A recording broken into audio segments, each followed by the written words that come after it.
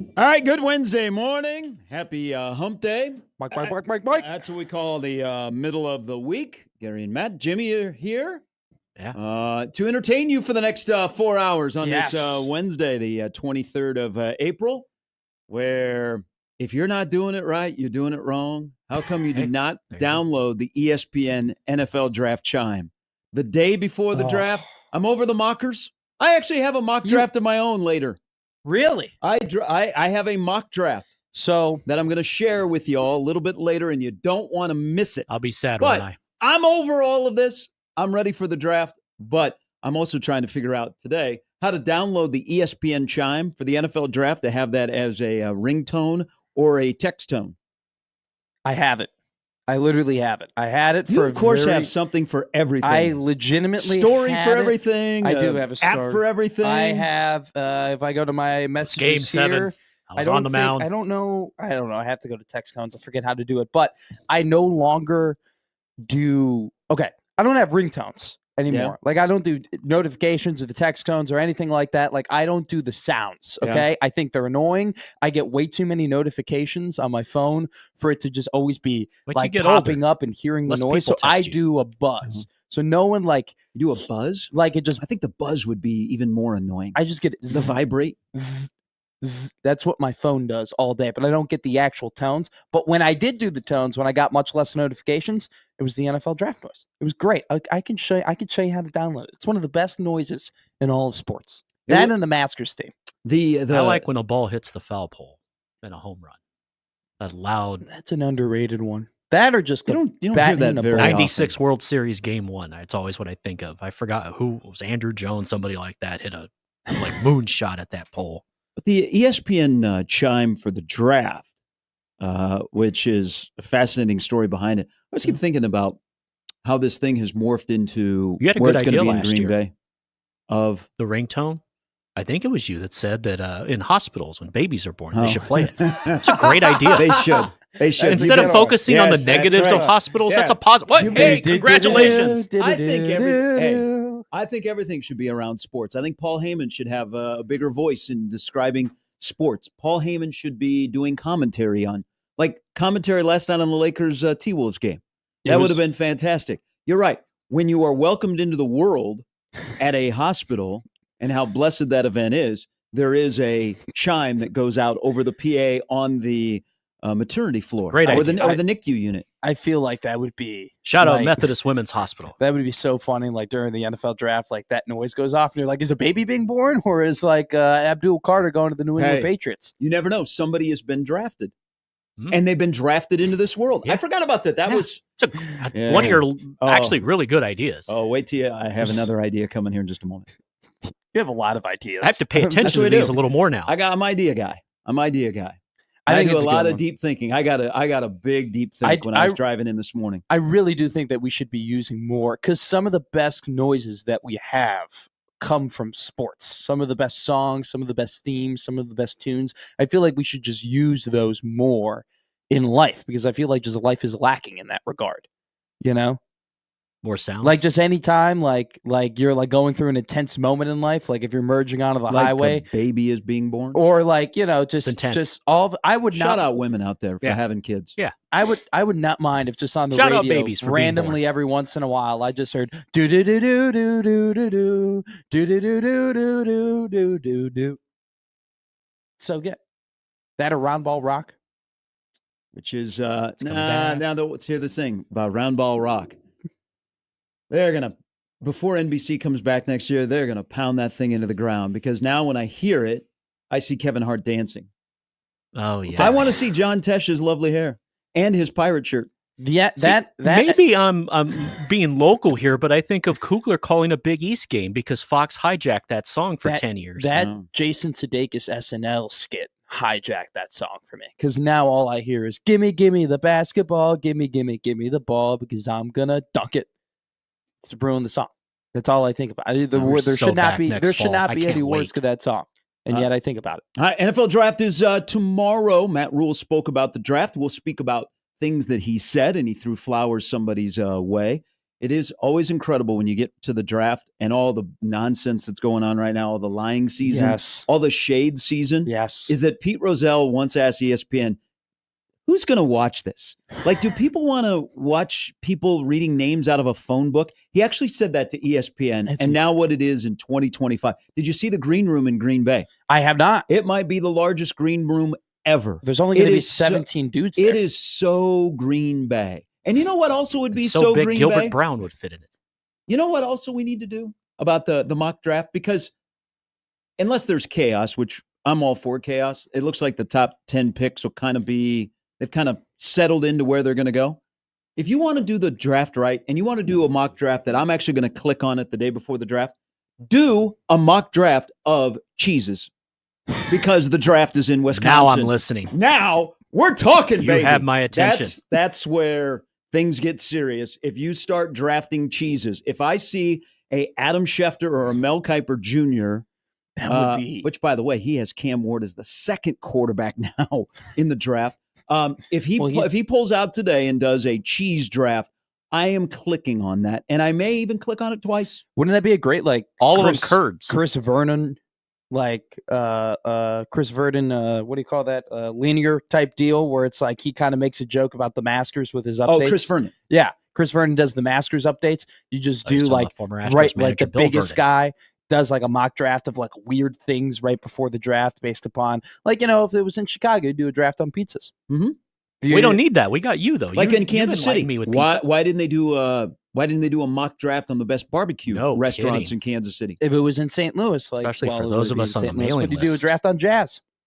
If it's in New Orleans, you do your favorite daiquiris. St. Louis and Jazz? I don't know. Hold on. Let's back this up. Yeah. Maybe take back the up Jazz the Clydesdale. Jazz to New Orleans. And leave everything out of St. Louis. There you go. Until they moved to Utah. The first thing you thought of New Orleans was daiquiris? Yeah, that was my first thought. Isn't there like, don't they make really famous daiquiris in New Orleans? I have a hurricane. Yeah. But I don't. I mean, I still think of Pat Swilling leveling the crap out of a quarterback as a kid. I thought of daiquiris. Yeah, that was my first thought. I haven't been to New Orleans. I'm not very cultured in their culture. Okay, I just know that I love Anthony Mackie, and Anthony Mackie's a big New Orleans guy, and he always talks about daiquiris. So that was the first thing that went to my head. All right. Is it not a big daiquiri town? He's been. He can tell you a couple stories. There's daiquiris, but that's not the first thing I think of when I think about if we're going to have a mock draft on New Orleans. Okay. Jazz. We'll go with jazz. And it's all not debaucherous. It's food. Stick with jazz. Stick with music of New Orleans. Okay. I think that will be okay. Then. When I'm trying to keep up with you, because like I'm just trying to like match like the ideas and the going back and forth. Sometimes it's just the first thing that pops in my head just spits out. Daiquiris was one of them. I love a daiquiri. High in sugar. Have a hangover the next day. I get hangovers no matter what. Just even if you don't drink? Like, yeah, wow, period. I just get a hangover if you don't drink? That could be high blood pressure. Can I tell you this right now? I'm perpetually dehydrated.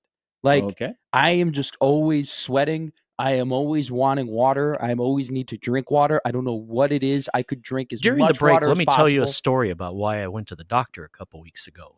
I'm going to get kidney stones. Oh, no, At some point in my life, I'm going to get kidney stones. What happened to the fun we were having on the show? Now you guys are talking about midlife issues with your health as men. This is what happens when I'm around. Go on another radio station and do that. I've been around Jimmy Chavez for the last 5 months. Just Jimmy's a fighter. Yeah. Jimmy's got all kinds of issues. Yeah. Lots of issues. Well, for they're years. coming on to me now. How the hell do you think I remember a game I was at in 1986? He goes, so I ask him, I go, oh, how old were you in 1986? This is timely. This ties into the local. He goes, I go, how old are you events. in 1986? He goes, I was 3 years old. And I go, oh, you probably wouldn't remember it then. He goes, no, I probably would. I told him, try me. And then I told him, like, it was the 1986 San Antonio Spurs first round against the LA Lakers, and the Lakers crushed them. Mm-hmm. And Jimmy was like, oh, yeah, I was at those games. I remember. One game. And that was not a series. Rain Man when he was 3 years old. That's why Cotton was our coach. Rest in peace. Cotton Fitzsimmons. Mm-hmm. Kansas State. Mm-hmm. That's why he is the best of the best when it comes to that stuff. All right, it is 6:20. How come Kyle Tucker has not been extended? Oh, so I saw a CBS article just kind of flash across my phone yesterday where it's Cubs want to keep Tucker. No duh. No duh. You want to keep him? What a hot take. What a weird angle. You have a lot of young things because you're young. You just used the word duh. Well, I haven't heard the word duh in a long time. I had a friend who's a young, not as young as you say. And they use duh, they're back to using the word duh? Oh, this is a couple years ago. They All said duh. right. So I was like, hey, is All duh right. back? I'm gonna be. I just can't use the other one. I just can't. What's the other one? The S word. You use that all the time. Well, we'd have to dump it. That's what we did. Verz did it a couple weeks ago. McAfee all the time. They don't. I know. When are we gonna get rid of all that stuff? When can we just go back McAfee? to Just go. No, not Matt. Well, I don't talk to your favorite legislator and see if they'll drop the FCC, and we just have full reign to say whatever. I'm not a no guardrails. I'm not. I just want to throw it out Welcome there. to America. I'm not a big duh guy. Yeah. Okay. I feel. I don't hear the word duh very often, but like when I was younger, you're like, no duh. Yeah. Yeah, no, I find those people to be like the ones who use it often. I find those people to be really obnoxious and just like duh was like those tracksuits. You get a pretty consistent eye roll out of those people from me. So I'm not. But I used it for that context. But yeah, hardest schedule 15-10. A rally last night. Bullpen. You know, it's always a fun Cubs game when the over cashes in the second inning of 8.5. The first inning was great, off the chains between the Cubs and the Dodgers yesterday. But the Cubs won, and I wonder now at 6:21, why has Kyle Tucker not been extended? Why has Miguel Amaya not been extended? Well, let's just one thing at a time. All right, let's just don't go crazy here. But this, you know what? It was there have been two wild games at Wrigley Field during this homestand. The Friday game against the Diamondbacks, and the last night against the Dodgers, which Happ had a walk-off, and the Cubs won in the 10th. Good on the Cubs, because you know what? I saw all the Dodger fans that were at Wrigley last night. They tried to take over the ballpark. You're going home with a big L, and you know what? You play today, and you might get swept. And you know what? Look at the two records. Look who's played the more difficult schedule. This could be our year, my friend. You know, this could be our year. You and I both know what's going to happen. Okay. We've been sitting here, and they've been off to this great start, and they've gotten already through 25 games what you would call a signature win. This is a win that we're going to be remembering further down the line in the season. And we're talking about how, the schedule opens up. The schedule opens up. It gets easier. It gets easier. We're going to be able to make our lead in the Central when we're done with this tough schedule. And then they're going to lay an egg. You know. Well, they'll go through a skid in the middle of the season, which they normally do. Yes. And it's all how they deal with it. But things are good right now. I kind of like this. It's kind of fun to watch some baseball. Isn't it nice when your offense is really, really good? Isn't that great? Yeah. Isn't it awesome? It's fun when you win. Matthew Boyd pitching today. When you have young players who you have high expectations for, and they just meet them, they're just they're good. He's actually that. Hey, Royals fans, come watch the Cubs. We score some runs. Do you know that the White Sox are scoring more runs a game than the Royals right now? Well, the Royals got a great performance out of Chris Bubich last night, and then Freddie Fermin behind the plate and at the plate. Here's the wild thing: like watching the Rockies play last night, because last night was a good ball night. You had you had multiple. You had the playoffs going on. You had Major League Baseball. You could watch Nebraska TVs. baseball. You got Creighton baseball. You got Omaha softball, which is a wagon. Shout out to Mike Hurd's Mavs. They've won 12 in a row. They ruled Creighton yesterday at Connie Clausen. Iowa JD had an easy night. There was no heckling involved.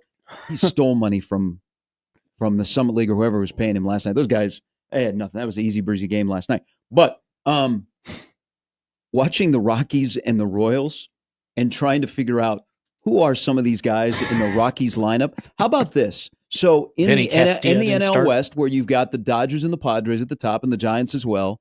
The Giants, by the way, burn those City Connect uniforms. You can't win in them. They're awful. They got beat by the Brewers last night. Colorado, it is now the 23rd of April. Colorado is 12 games back. It's not even the end of April, and they're 12 games back. Even Arizona. Broncos in a few months. So the Snakes are 14-9. Yeah. They're fourth in that division. Most everywhere else, they would be either in first or they would be in second. But in the NL West, they're in fourth. But the Rockies are 12 games back, and you would be hard-pressed to name guys in their lineup. Other than Brenton Doyle. It's really funny, too. We talk about the Cubs with a really tough schedule. Like, it's not as if, the Diamondbacks have played the Yankees. They've played the Cubs a couple of times. They're 14-9. They're a pretty damn good team. Once again, you got to trade Eugenio Suarez now when his value is so high, and he's already played Trade the him Cubs to Philadelphia. So the Phillies play the Cubs this weekend. So Colorado is 4-18 right now. Oh, they're that good. If we were to do the math, they're on pace to win like 30 games. which is absolutely incredible. Which, funny enough, you Hasn't would been think done since last that year. they are by far, bar none, the worst team in the MLB. Chicago White Sox are 5-18 as well. I know. So it is certainly those two have to it's play. sad, it's sad with the Rockies because they had, they played in the World Series in their history, and that is it was a great fan base and in a great ballpark, in a great location in Lodo, and now they are so bad, and their ownership, and I don't know how Bud Black continues to do it, but they have nobody. Pitchers. They thought Chris Bryant was the answer. Chris Bryant might retire. That was it's like a sad. I look forward to going to a Rockies game. Now you go to the Rockies game just to go out to right field and the party deck and drink, and for the views. Look at the mountains. Yeah, well, they're 4-18. 4-18. Oh, and they had that game last night, so they were down 2-0. They scored 2 runs in the ninth inning. They scored 3 runs in the ninth inning to go up 3-2, and they gave up a Massey sacrifice fly in the bottom of the ninth. I'm like, okay.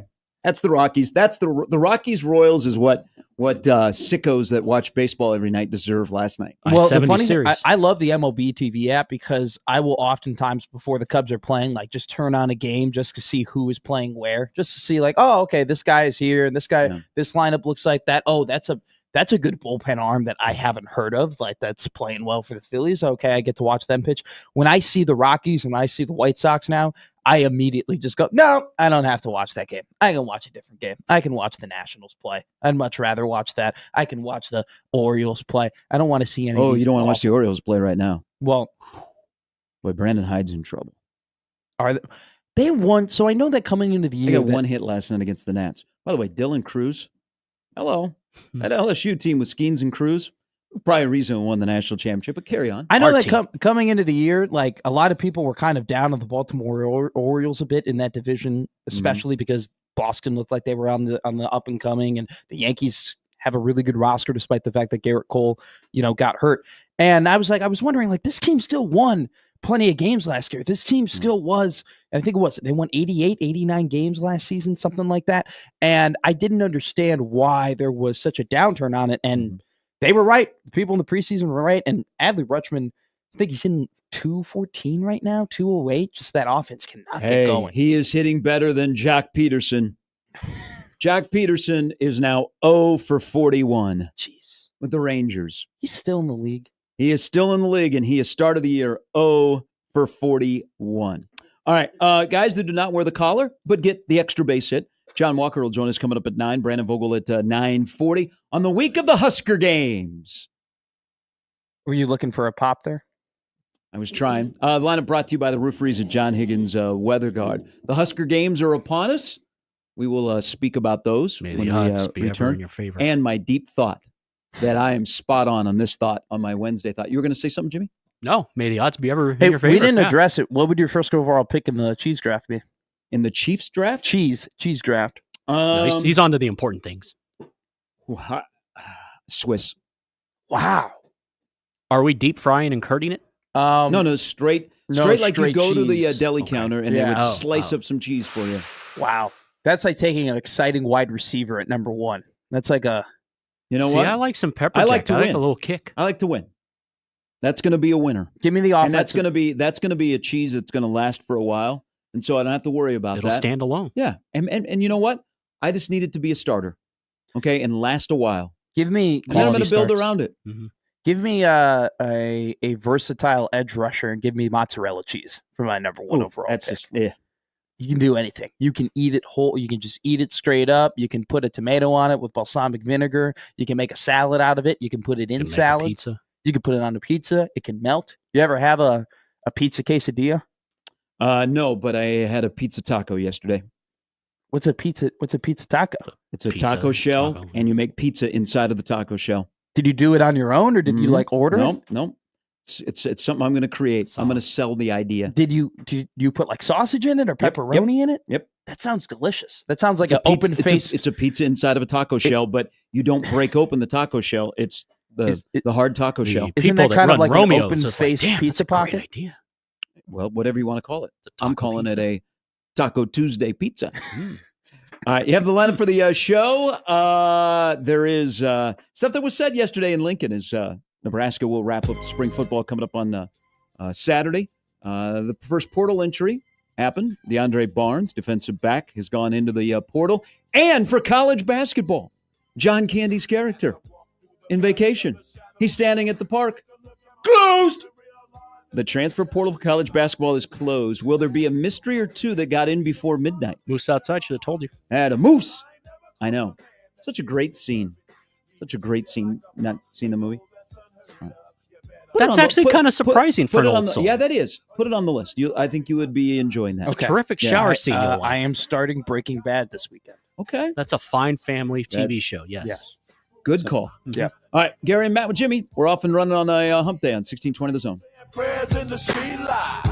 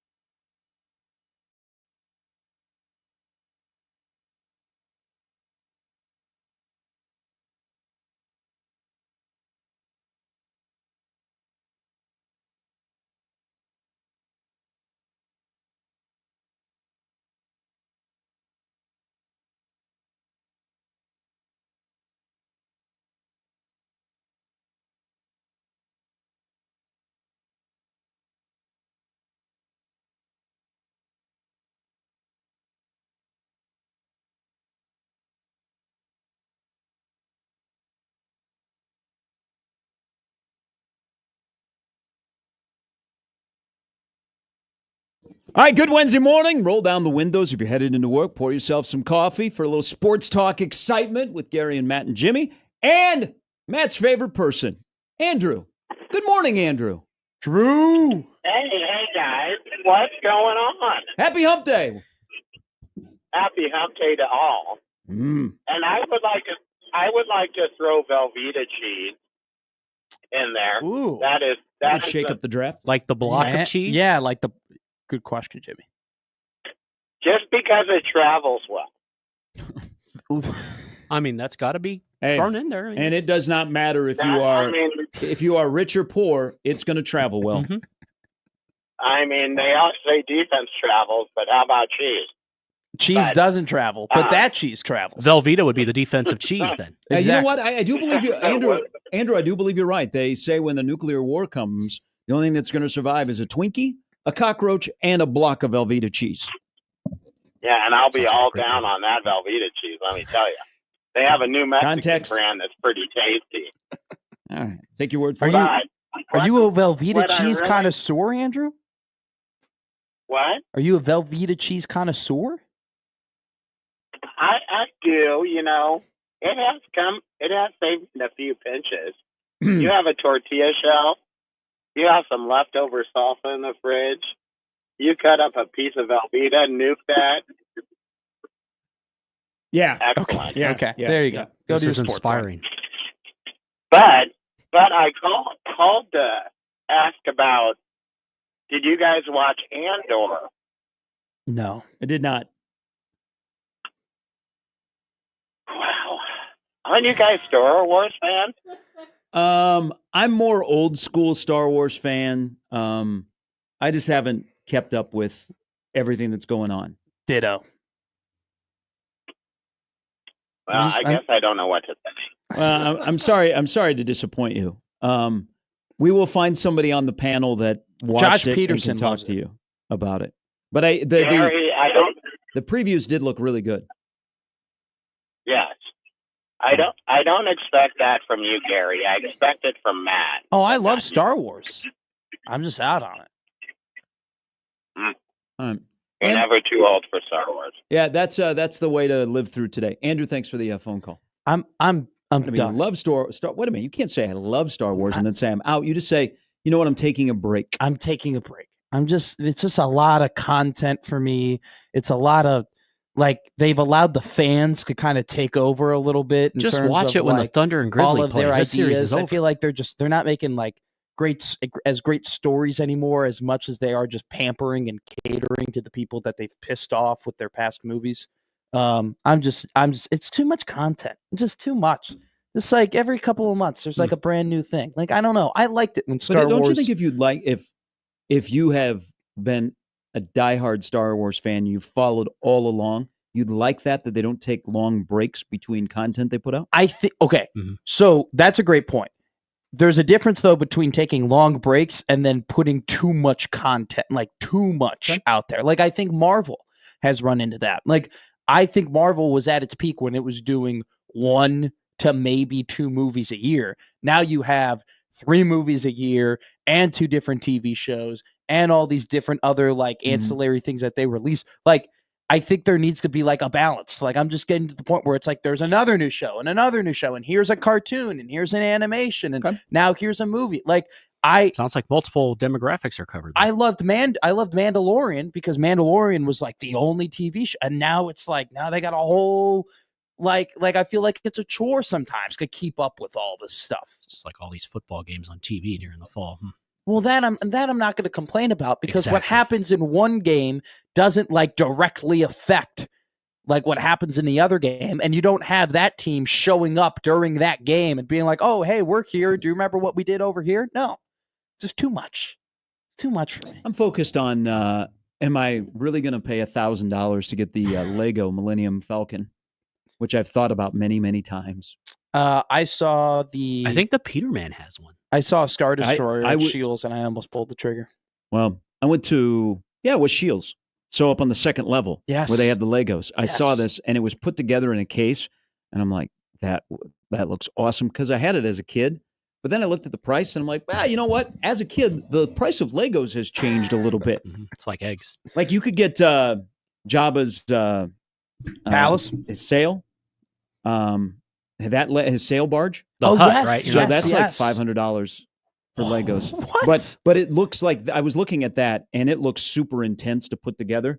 But man, I almost pulled the trigger on that. See, Star Wars like pulls at your heart. Whether you are the old school or you're the new school, see, they always have something out there for you. I mean, it's what they call a money-making machine. It is a money-making machine, but I would like it in moderation. You're gonna end up Star in the Wars, SEC. Star Wars in moderation. Give me one new show. Well, and one new season. When I was growing up, we had that. Exactly. They did not come out as frequent. But this is a why not now generation. So did you not listen to Coach Prime? No. All right. I did not. That's what we listen to want. Coach So we Prime. want it now. We want instant gratification. No, I don't. I want to wait. And I grew up with the prequels. I absolutely love the You prequels. don't I want don't peeled care potatoes. You what want you think instant. about it. I had a little cassette TV growing up that was Star Wars themed, and every night I would watch Star Wars: The Clone Wars before I went to bed. Okay. By far the worst movie out of the prequels. And you continue to watch it every night? Maybe that's why you had nightmares. Not to this night. I usually watch the West Coast but every baseball night I game watch on it. Yeah, I ESPN. would probably get up to that, like the best part when they did the duel in the middle of the Geonosis little fight pit. Okay. You know, that fight pit Yeah. scene. Like I would get up to there and then I'd be knocked out. Okay. Be done. So I went to bed. Here's one way to be knocked out. So this is a deep Wednesday thought driving in this morning. Two things. One, I think ESPN hiring Peter Schrager is fantastic. Peter Schrager is everywhere, and he does wardrobe changes. Watch him like on a show this morning on ESPN, and then later in the afternoon, change his clothes. That was such a great hire for ESPN. He was. My other deep thought, because I'm planning a trip, and we're trying to decide where we're going to stay. Okay. A bunch of guys are getting together to celebrate somebody who is winning an award Oh yes, in All right. Vegas. I hear there's places Wow. to stay there. Congrats. So Fun to there be is a discussion about staying at the Circa. Oh, the pool. Yes. But here's the thing. One, I saw pictures from WrestleMania where they were showing WrestleMania at Circa. Yeah. Not a bad place to be. No. But here's my hesitation on Circa. And, Nick, Connor, and Josh have been out there a couple of times, courtesy of Oh, yeah. Circa. Nick's an expert. He'll tell you. Is the Circa swim up the most disgusting place in America? It's got to be. Because think about it. If you pay a lot of money to go to Circa, okay, and stay in that hotel, and, maybe you got an all-inclusive, right now they're running about $400 to $500 For all inclusive? Per day or total? per day. That's a lot. But you have a $100 drink tab. Okay. But think about if you're there on a big weekend, like the NCAA tournament, the Super Bowl. Mhm.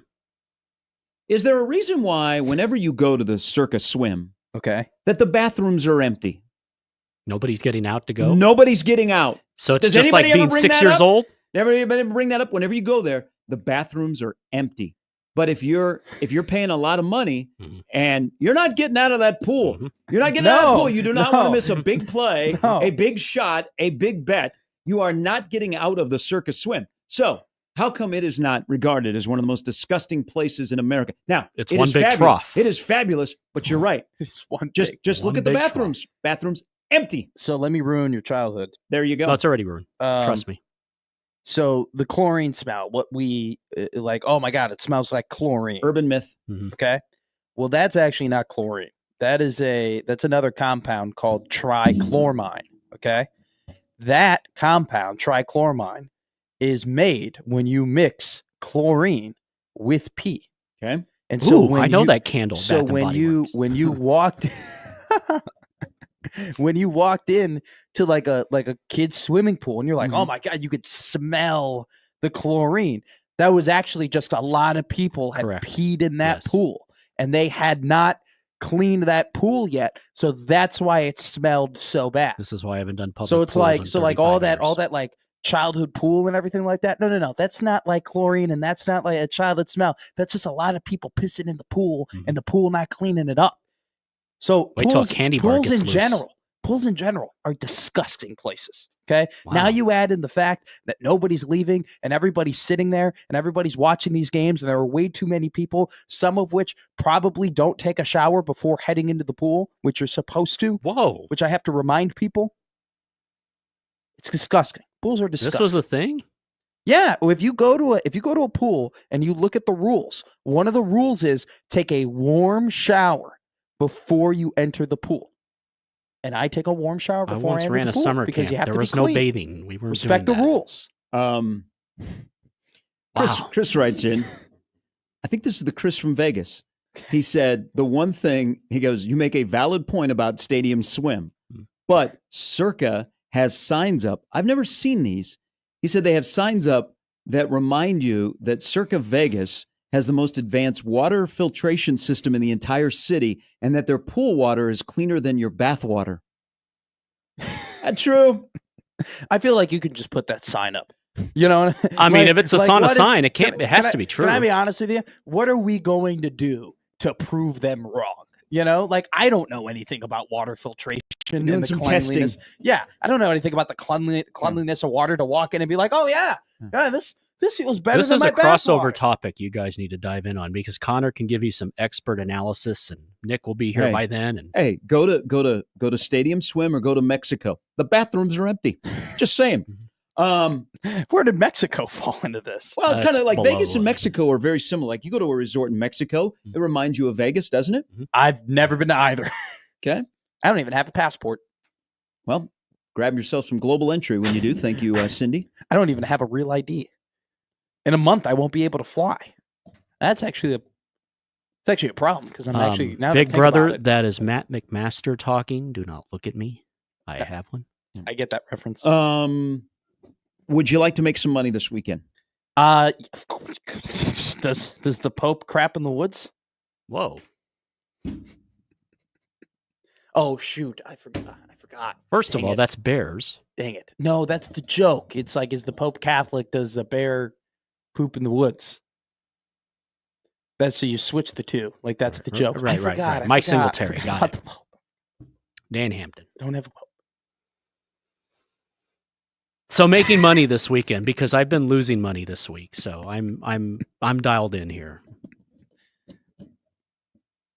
At what point would the Pope have to be in the woods by himself? There's a lot in there. I explained the joke. It's is a Pope cat. It's like, is the Pope Catholic or does the bear crap in the woods? But you switch the two, and that's like the funny thing. Like, is a bear Catholic? Does the Pope crap in the woods? Should this be a poll question? The Pope who just passed away. No. And no. today's Rest a in big peace. day at the Vatican because Yeah, they he's showed. being moved there. Mhm. On a platter. I just saw when I got in. He's laying in state. McSportsbook just said, "Does the Pope crap in the woods?" That's the joke. First That's of all, the we saying. have to And name I a didn't- pope by the way, first. first off, I didn't say does this specific Pope that's passed away, rest in peace. I just said in general, does the Pope when there is a Pope? Is JFK working at Doge today? I mean, what are we doing here? I forgot that the How Pope. could you forget? Everybody's talking about the Pope. I'm wondering why I forgot here in the about U.S. Pope. I we forgot are about the getting Pope. knocked because we have no shot to get a Pope. And that's a big problem. That is we a need big to, deal. We need to Like get someone in they there. said there's no chance that an American is going to be the Pope. And I'm wondering why. I was looking for Vatican overreaction to call into.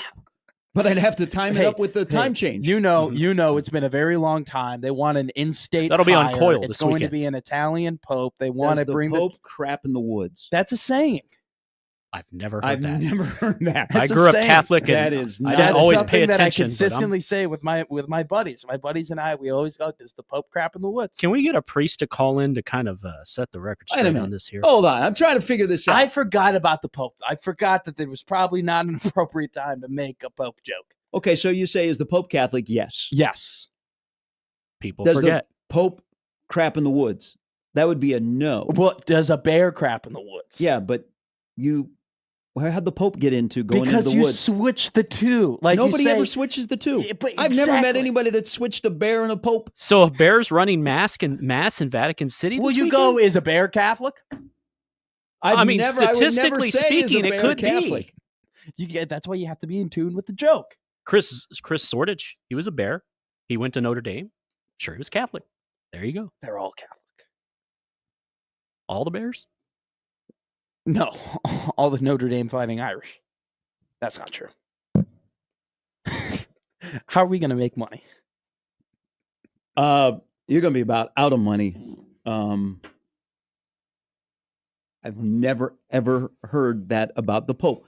I would hope. I will ask around. I've not heard I it. hope that you stop by somewhere today, drop to a knee, light a candle, make a donation, and say, why don't you just do the rosary today? I will. I will do the rosary today. All right. Wow. Is there any coverage, streaming or radio, for the Husker games? I would think so. I would think so. Have you guys seen any advertisement? We know it's not on BTN. Mm-hmm. That's a great question. I imagine the Husker Sports Network will have some type of coverage, because now that they're going to play maybe up to 60 plays, there would be play-by-play. Doing the spring game, like as a play-by-play guy, is awful. Because people are changing teams, and you want to be serious and you want to do play-by-play, but I always think that 2-hour window when the game was televised on BTN should just be a talk show. Like, people that are in the talk show business should host it. And you like the roundtables. You talk about how the spring is gone and you highlight some players. Mm-hmm. But in terms of getting like in-depth play-by-play, I think that's a waste on spring games. But this is a little bit unique. I haven't seen like any announcement of coverage. But here's the thing: for you to make some money. Yes. Because I think are you going to the game? I'm going. Okay, I'm going. What if you put up a little little pay system, and you just stream the thing on your phone? Is that allowed? Because there would be people from outstate that have no desire to come to the circus that would probably drop $5-10 to have you walk around just showing the whole event on your phone. Look at this until phone. You are kicked out of Memorial Stadium for a violation of many, many things. Look at this phone. Okay. This is the cheapest iPhone that money could buy. iPhone 4? This thing, when I go ahead and when I take pictures, I have to wipe off the camera over and over again to get like a Get clear yourself an picture. iPad. Can you imagine me walking around with an iPad? That's not Get thee to NFM and run up that card. Have you not been to a youth sporting event where grandma and grandpa are holding up the iPad to film? I have. Yeah. I have. I've been to the sporting event where they strap on the iPhone to the back of the net on the baseball so they can get the full stream and picture. Well, there is that was like a brilliant move by the company that does that. That streams softball and baseball youth games.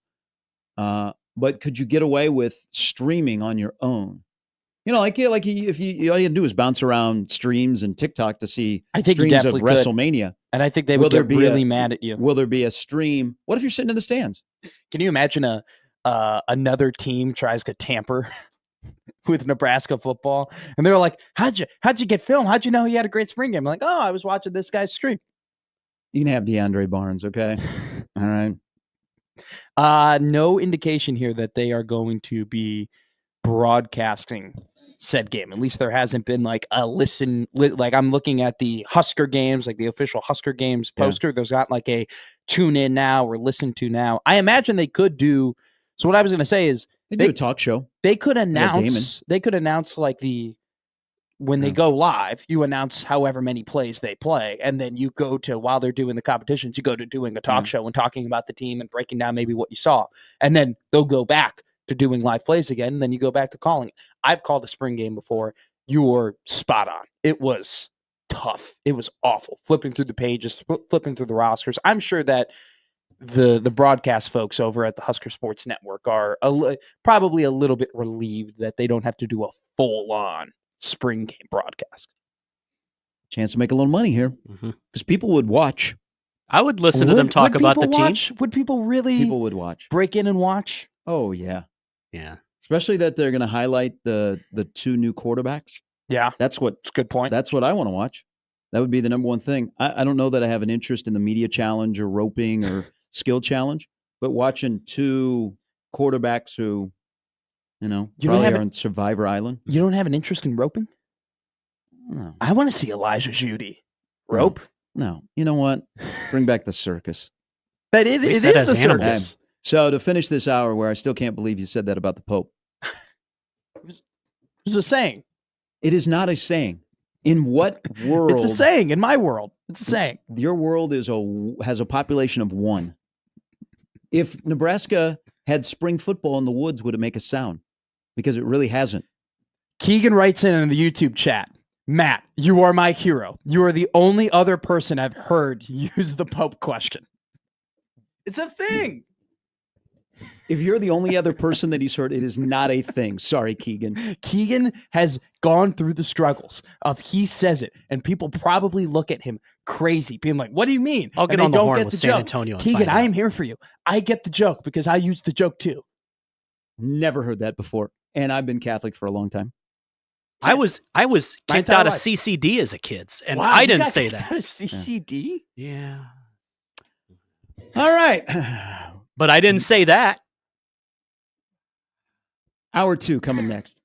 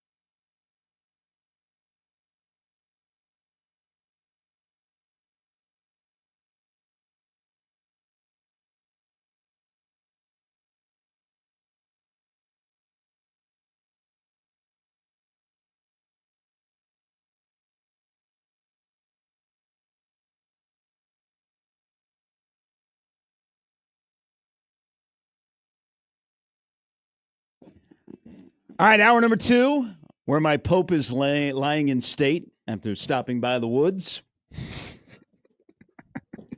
First time for everything. I've never been to Yes. Vatican City. My wife has. I'll have to ask her if there are woods around there. So he just lays out there for 3 days is what I read. Yes. Okay. And then they Very ceremonial. yes, and then they move him to I've seen the past tombs for the Pope. Very, very nice. Very nice setup. It's very nice. It's very nice. I mean, that's some advantages of being a Pope in the Yeah. post life. Yeah, it's Yeah. like a condo in Sandestin Beach. Yes. It's very Okay. I didn't that's your words. That's not mine. I just said it's very nice. It's a beautiful place, though. Yeah. How about that portal being closed? How about it? Are there more people How about who that are, rule? He are spoke there, yesterday Are there about more ball. people who are out of eligibility who are entering the portal? Perry Ellis, Jimmy? He's still got a couple years somewhere in there. He's 64 years old now, so he's We're St. Thomas from Millard North entered the portal last night. not going And to he's St. out of Thomas, eligibility. although that would be who perfect. were those 2 guards? They were brothers on Duke. One of them, they both entered the Jack draft. Gibbons? No, they both. One of them got drafted by Charlotte. I forget. They were in college forever. Kentucky? The Harrisons? Yes, Kentucky. Sorry, They Wrong, Blue Blood. Yes, they were. yes, they were in forever. Well, I I always mean, remember those guys. Hey, Kentucky pays well. I've always said this. Why would you hustle your way through college? You know what? Get in there and enjoy it. Mhm. Like these people that say, I'm going to graduate in 3.5 years. Oh, and thank 4." See, you. I don't get that. I don't get that. You know what? You got the rest of your life to be Why not old. stay there for 7 years? Yes. I mean, you get to experience a little bit of everything. Why rush your way through college? Now, sometimes if you stay that long, you have letters after your name. Sometimes you end up with a degree or multiple degrees But lots of memories. or lots of credits. Yeah, lots of credits, Or- which, by the way, get lost in translation because you keep transferring from school to school. Some of these guys have been in school for 7 years and they don't have enough credits to graduate because they've been to 4 different places. Big day in Omaha today. Coming up at 3:30. That's an odd time to hold a press conference. Yeah. Be a beautiful day, though. They will announce the Memorial Park concert lineup Yes. set for Friday, June 27th down the street. Prepare your blankets and get there Mhm. early to get your spot. Last year, Could it be Metallica? Just well, throwing- okay, so the last 2 have been Melissa Etheridge and Herman's Hermits. And then It's close. last year was Roger Daltrey. So following along who? that, just kind of go with that genre. Okay. That's probably who will be announced as the Memorial Park concert lineup. But I just got a little memo in my inbox, the Equitable Bank inbox, that told me that is happening. Is it a 1 day? So one night, One Friday night. night, fireworks. Awesome. Take a blanket. Yeah, I'm you reading sit that out right there. now. You enjoy It's Omaha's version of the Silver Slugger Woodstock over at Memorial it. Park. I was wondering if it was I'm like a with you now. multi-day, like Ravinia type deal. No, event. just it's a one-time thing. Get in, get out. Lawrence Welk it is. okay. Can't okay. wait. I'll go. So I got to go to the Husker football account here. Let me bring this up on the Sure. old X. I'm with you. I'm also on the page. I'm looking for. Well, we never had a chasing 3 after the bowl game because the person that was in charge of chasing 3 went to Central Florida. Multiple people went multiple places. It's warm there. Scott Frost did take quite an interesting group of people that worked at Nebraska to Orlando. He did Yeah, a lot of behind the scenes a people. lot of them. Okay, so And like I don't know for sure, but I think there were even people who were other places who came back around. But yeah, it was an interesting group. including assistant coaches. So I'm scrolling through here on videos since spring football has started, and it'll culminate with the Husker games. Let's see here. What do you think is the most watched video that Nebraska football has put out on their Twitter account this spring? Is it the one from the very first scrimmage where it was like a 48-second type video where there was just a lot of different cuts in it? Where you couldn't get a whole lot unless you were like, if you were like spamming the button, pausing it? To that, no. Okay. So the 2 most watched videos put out on the Nebraska football account, and you're gonna vibe with where I'm going with Okay, this. cool. Have been the Harper Murray Matt Rule TikTok and Jacob Bauer and the scholarship announcement the other day. Not video from a practice, not pictures from a practice. Wholesome content. Just all part of the plan in spring to just get in and get out and keep it as low key as possible. Everyone's healthy. Do work and not feed into, wow, they're going to hang another offseason banner. I said this last week. Yeah. Rule yesterday, he tried to balance of, spring important, and then let's get through Saturday and then let's move on to the offseason. I contend, and I will stick with this, that it will make us better analysts and fans because of a quiet spring. Because you will be forced to talk to people, dig deep, ask questions. Yeah. Okay. Not groupthink, but think on your own. Mm-hmm. And I stick with this, that when August rolls around, and I imagine they will bring back the open practice. Yeah. They will do something like that. And then it'll really ramp up in August because it's football season and you'll have more daily stuff. Yeah. And all they're doing is practicing, and they're going to be more on a regular schedule. But I think it gives you more intrigue because you think you know what you got, but you don't know what you got. And they will go through an offseason where there is no distinguished starters on the defensive line that you know for sure, and a surefire, I know this is my starting five on the offensive line. I think it's actually been a really good spring. I think this has been, for where Nebraska football is going into year number 3, I think it has been an ideal spring. And this isn't just like Nebraska only, these are other teams that are looking to make a jump next year. What is the benefit of having a loud spring? Like what really is the benefit of having everybody talk about you, having everybody, be really excited about players, having a ton of people buy into potential based upon what you said at the podium, right? I feel like with how there is so much football and teaching and learning and coaching to be done from now until the rest of it, to the beginning of the season, that what is the benefit of everybody screaming and yelling, oh my God, did you hear about what they said about this guy? Did you hear about what you said about this guy? What is the benefit of having those high expectations for a team that has a lot of players that have not produced? Okay. It's a team that now it has a lot of potential and it has a lot of talent, but there are a plethora of players on this team that are going to be very important next year that have not produced at the level of some of the guys who've left. So what's the benefit? Intrigue. Well, I think it's so of having a loud spring. Well, it's if you're a new coach, you would like a loud spring because there's more attention. Yeah. Now, granted, again, if there's a quarterback battle, it's a loud spring. Sure. Because people are asking, and you got 2-3 guys that are battling for the number one spot, and you don't know who it's going to be. And that's usually when you get some of the biggest crowds when they used to have a normal spring game, is when there is a quarterback battle. People will come to see the quarterbacks. This year, you don't have a quarterback battle. That's pretty clear. Yeah. There's definitely a gap between 1 and 2, and you feel real good about number 1. I think it's not only a Nebraska thing, and I think it's done by design. Mm-hmm. Not there's no videos. I would even be surprised if we don't see like a chasing 3 type theme from videos as we go into the season. None of that kind of stuff. Not all business. We'll give you a little bit of a tease, but we're not going to bluster.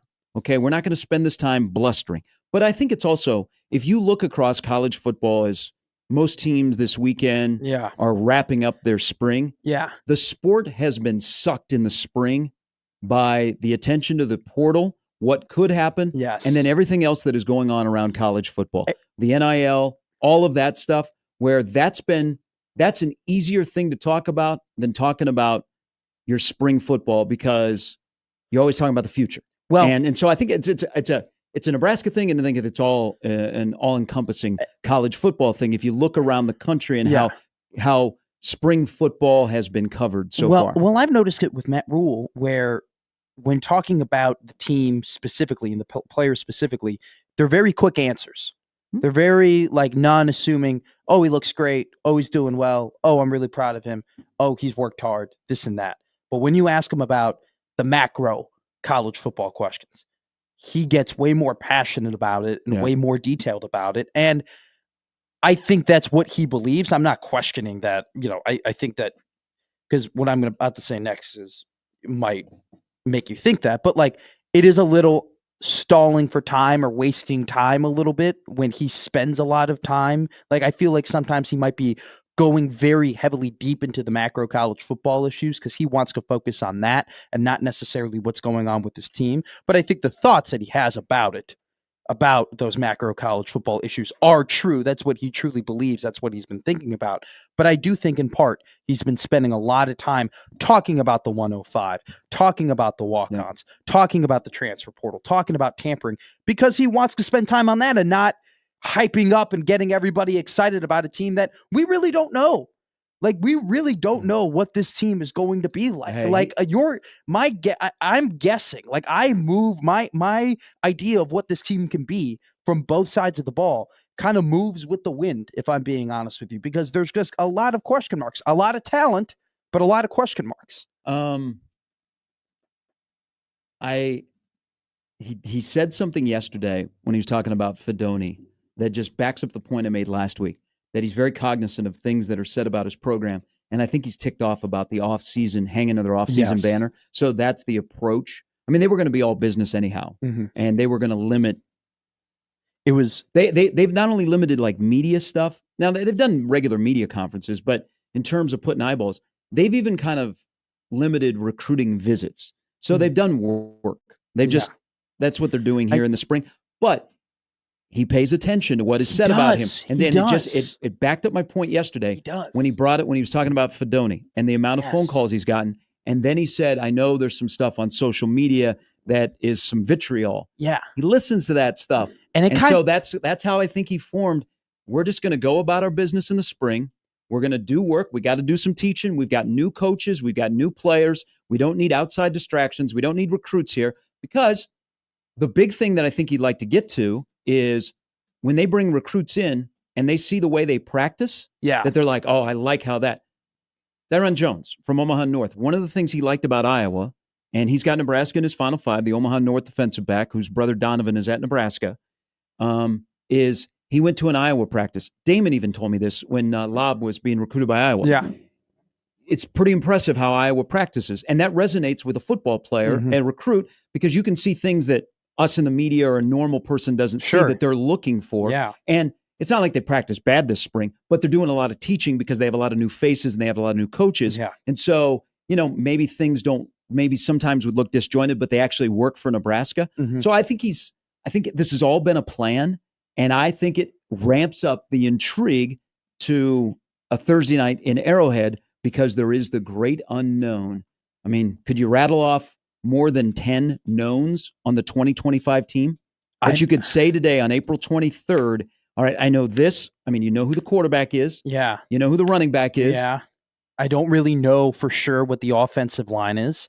I have an idea of what the wide receivers are going to be, but we don't really know if we assume these guys are going to be top dudes, right? We assume Dane Key is going to be a number one, but he hasn't done an 1,000-yard receiving season right at Kentucky. He still has steps to take. I have no idea with the D-line. I have no, and not even just interior. I have no idea with the edge as well. I think there is some mystery with the linebackers. I think the three things you have a really good idea about is the quarterback, the running back, and the fact that you have a lot of familiar faces in the secondary. At the same time, you're going to have some new faces with Donovan Jones and Caleb Benning as well. So there's a ton of that. But another known would be the special teams will be so much better. Yes. Not just a little bit; they will be so much better. But personnel and coach. Here's a funny thing: you talk about the Fedoni comment, right? Vitriol. It wasn't an emphasized word. It kind of I don't want to say it slipped out, but it definitely was something that he moved past. And it's funny for a coach who says that he deletes his Twitter during the season, and for a coach who tells his guys, hey, get off of social media, don't pay attention to the noise, don't pay attention to the hype. He references what is said quite often. Like, it's not every presser. Not every presser he's saying something, but every one or three, once every 3 pressers or once every 4 pressers, there's a little comment about, oh, the only way you would have known that is if you went on Twitter. The only way you would have known that is if you've been paying attention to the noise. So it's an interesting contrast, the fact that that's his message, yet and we know, monitoring these things, that he is monitoring them. But you got to hope that he practices what he preaches and it doesn't affect. Well, he's done something very interesting in year number 3. And when he does say he likes this team, that is true. I mean, I think he likes the makeup of this team, that he doesn't have to be as heavy-handed. And they've kind of any things that ailed him last year, they believe that they fixed in the offseason. But he is doing a couple of things. He is betting on himself when it comes to in-state recruiting and comments that he made. Yes. He's also betting on himself that when he says stuff about this team, that unlike last year in Indianapolis, this year it'll come to fruition. So he's taken out a loan on himself on things that he has said. And I think he's also said it for guys that it's go time. It's year number 3. If you've been in the program for 3 years, you've been in the program for 1 year, just arrived. I'm up here saying this because this is what I believe and this is what I've told you. Now let's see how we get it done. That's why I keep in my head, I can't get out. The opener against Cincinnati is very tricky to me because it will tell you a lot about, has Nebraska changed? And you could say, it's Cincinnati. Nebraska's by kickoff's going to be a touchdown favorite. How many times has Nebraska lost games like that? Northwestern, where there's a buildup and you're like, Illinois. There's going to be no doubt Nebraska will win that football game. Yeah. How many times have they lost games like that recently? They lost them a lot. Yeah. So that's why I don't take the opener against Cincinnati for granted, but I also think it's a really good opener because if you're trying to tell me that you've changed, those kind of games where you're a favorite, where everybody's talking about you and you feel good about your team, you go and win the football game. Yeah. And you're on a big stage and you're on national television and you're the biggest game on Thursday that a lot of people are going to be watching against a team that isn't necessarily great, but Cincinnati isn't a program that's just going to lay down and roll maybe over. Now they'll get ticked off at Rule's comments about the Big 12 and they'll carry the banner of the Big 12. I mean, it's another part of, those are the kind of games that Nebraska loses. A head coach says something and the other side takes it, whether it's out of context or not, they take it and run with it. And then that gets thrown back in your face. You lose those games. We went through an era of Scott Frost where Nebraska lost plenty of those games. And that was another element to, they lost. And then that comes back in your face. Your betting on himself comment. I don't think that that's just a spring deal.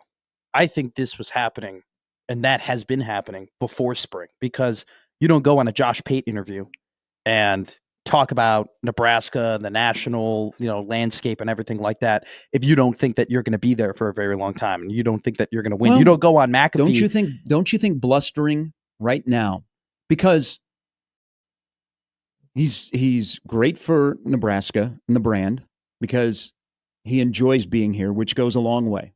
Not a lot of head coaches recently, you could tell that they loved being at Nebraska, being the head coach in Nebraska, and Rule clearly is that. Now, don't you think by blustering and some bravado, you can buy yourself some extra time? I think the $56 million buyout has. I mean, you got to win. Period. End of story. Yeah, I agree with that. I don't know if it's about buying time or anything like that. I don't think that that's on his mind. Can I buy time? No, I don't think he's doing that intentionally. Sure. But if you bluster and people are like, yeah, go get him. You know what? Hey, screw you, Iowa State. Do you know that the last 50 games, Nebraska's 43-6-1 against you? All right, that gets people fired up, and that buys you a little time in some people's eyes. I don't think that's his intent. Sure. But you look at it can buy you. It could. And he's different. We take what he says differently than if the previous head coach had said something like that. I just think he believes in it.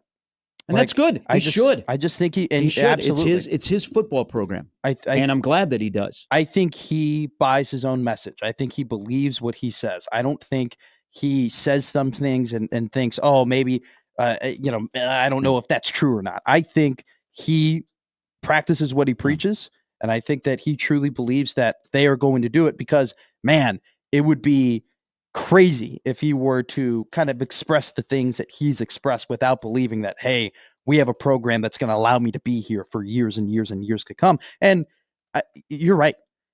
Everything that this guy says and everything that he does and everything that he has shown that he wants to be the head coach at Nebraska. And I think that sometimes in the past, you look at the job and you look at the tradition and you look at the paycheck and you're really excited to be the head coach at Nebraska. And then you get in the actual chair and you feel the pressure and you feel the expectations and you hear the noise. And immediately or very soon after, you sense, oh my God, this is a little bit more. I bit off more than I could chew. I don't sense that. And when I did sense that, it was after the UCLA game. And then what happened? They turned it on and they made good strides. Well, he's betting on himself too, because this is the year that either you play into the narrative of Nebraska hired a 500 coach, or you play into the narrative that he's the guy that can erase Nebraska's history, that has them lose games like Cincinnati, has them go 7-6, has them win a big game and then drop a game against a Michigan State or Minnesota in the month of October. All right, a little bit later, Brandon Vogel is going to join us. I got a great question about Rule that I'm going to pose to Brandon. Okay. And might elicit a column. So he'll join us coming up at 9:40. John Walker stops by at 9. Lots to discuss in the Hoopville as the portal is now closed. You can still go shopping. You just cannot enter the portal. You just can't donate more to the Goodwill. Yes. All right, that's all to come as we roll till 10 on Hump Day edition of Gary Matt on 1620 The Zone. Hey, major storms in the area the last couple of weeks, and your roof might be showing it. So what do you need to do? Well, how about getting in contact with my good friends at Moose Roofing, an Omaha roofing company that is in it to win it for you. Also a company led by Pat Moose and their army of talented people where they just don't show up and they're like, okay, you look like you need a new roof. No, what they do is their consultants meet with you first. They take their time, they get to know you, then they get up on the roof, they look at your siding, they look at your gutters, and they review all of the key elements and walk you through the process. They just don't tell you, okay, so this is how much it's going to cost. They tell you what they're going to do to make sure that proper and preventive maintenance can save you thousands over the lifetime of your roof. Even if you're looking to sell your home, they have over 15,000 roofs that they have put on in the last 30 years. From Southwest Iowa all the way to Lincoln. They're here before the storm, during the storm, and after the storm. And one thing that sets them apart, not only their fantastic customer service and the job they do, they have an entire department that'll work with you to help you navigate the increasingly difficult insurance claims process, which can be a pain if you've had to replace your siding, gutters, or roof in the past couple of years. Schedule an inspection today. Go online for more information to their website, mooseroofing.com.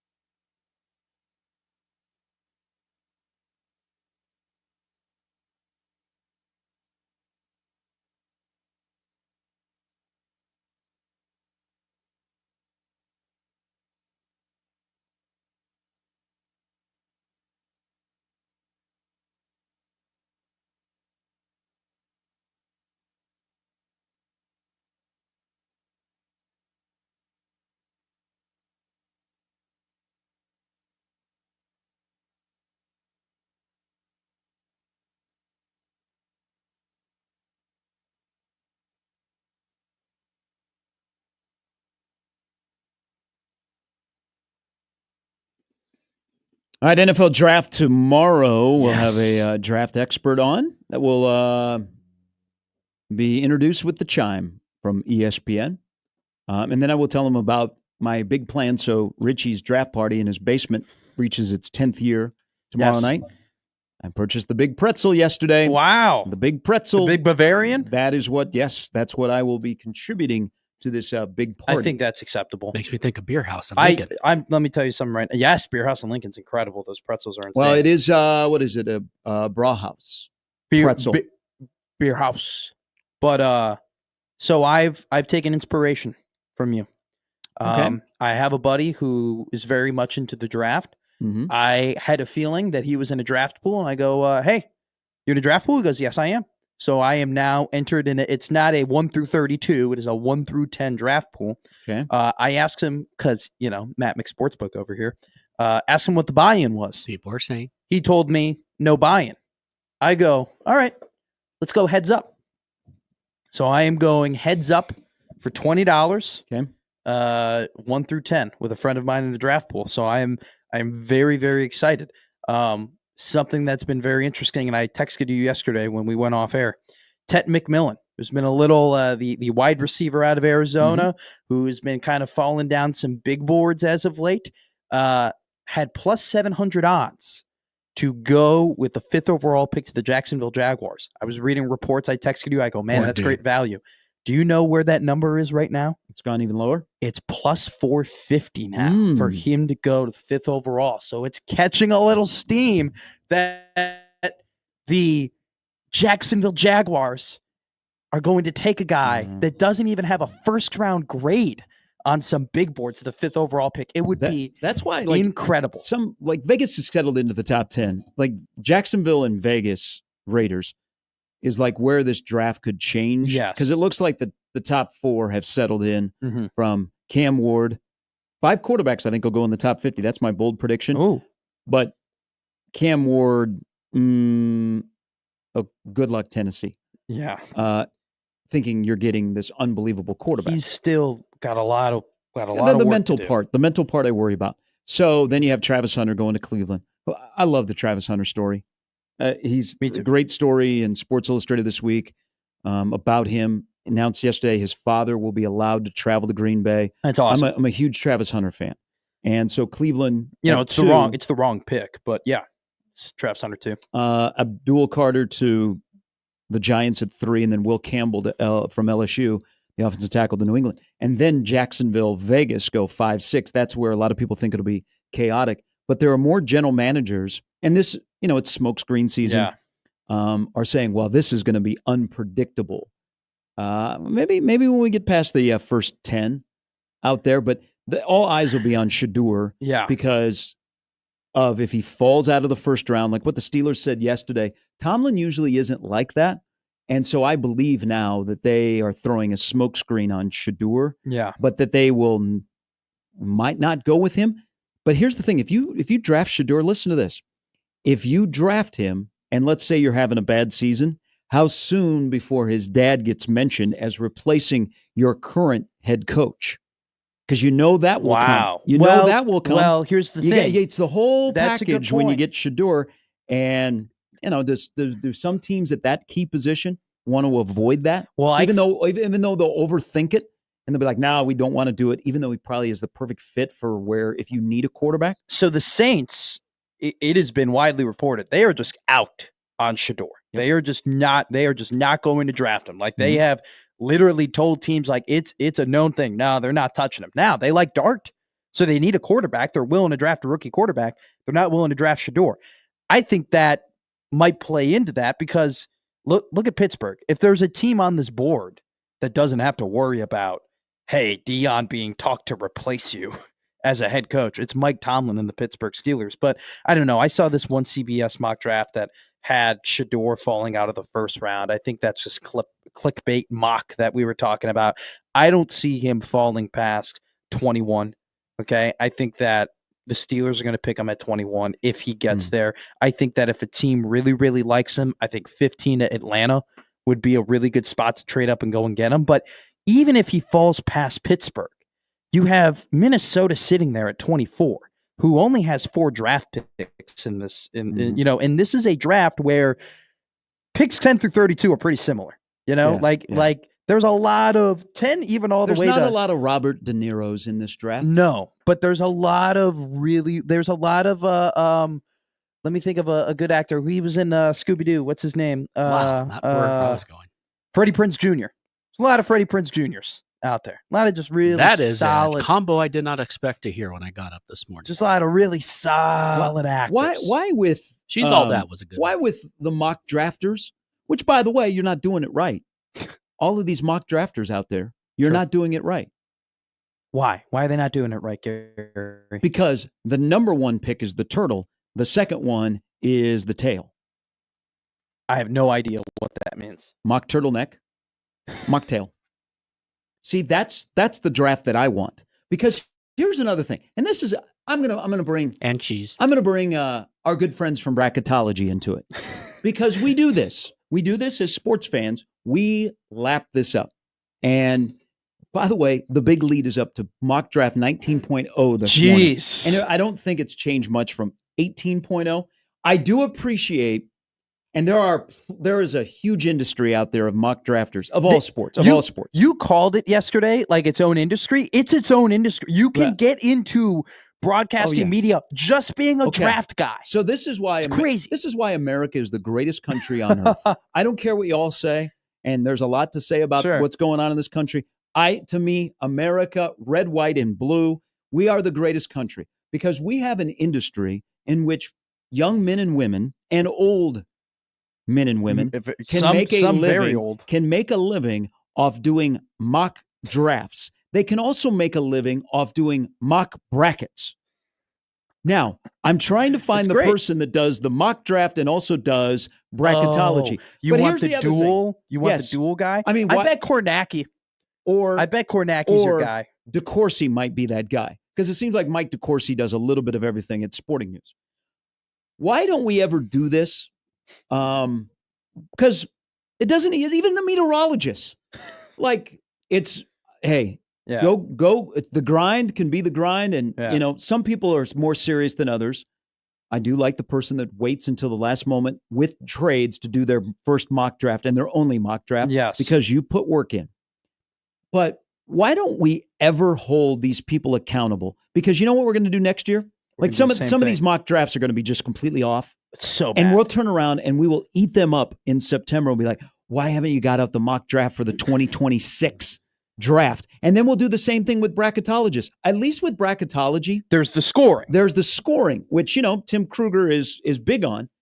But the experts, they don't ever get fired. No. They come back the next year and we don't even reference like the year before of, hey, your mock first round draft sucked.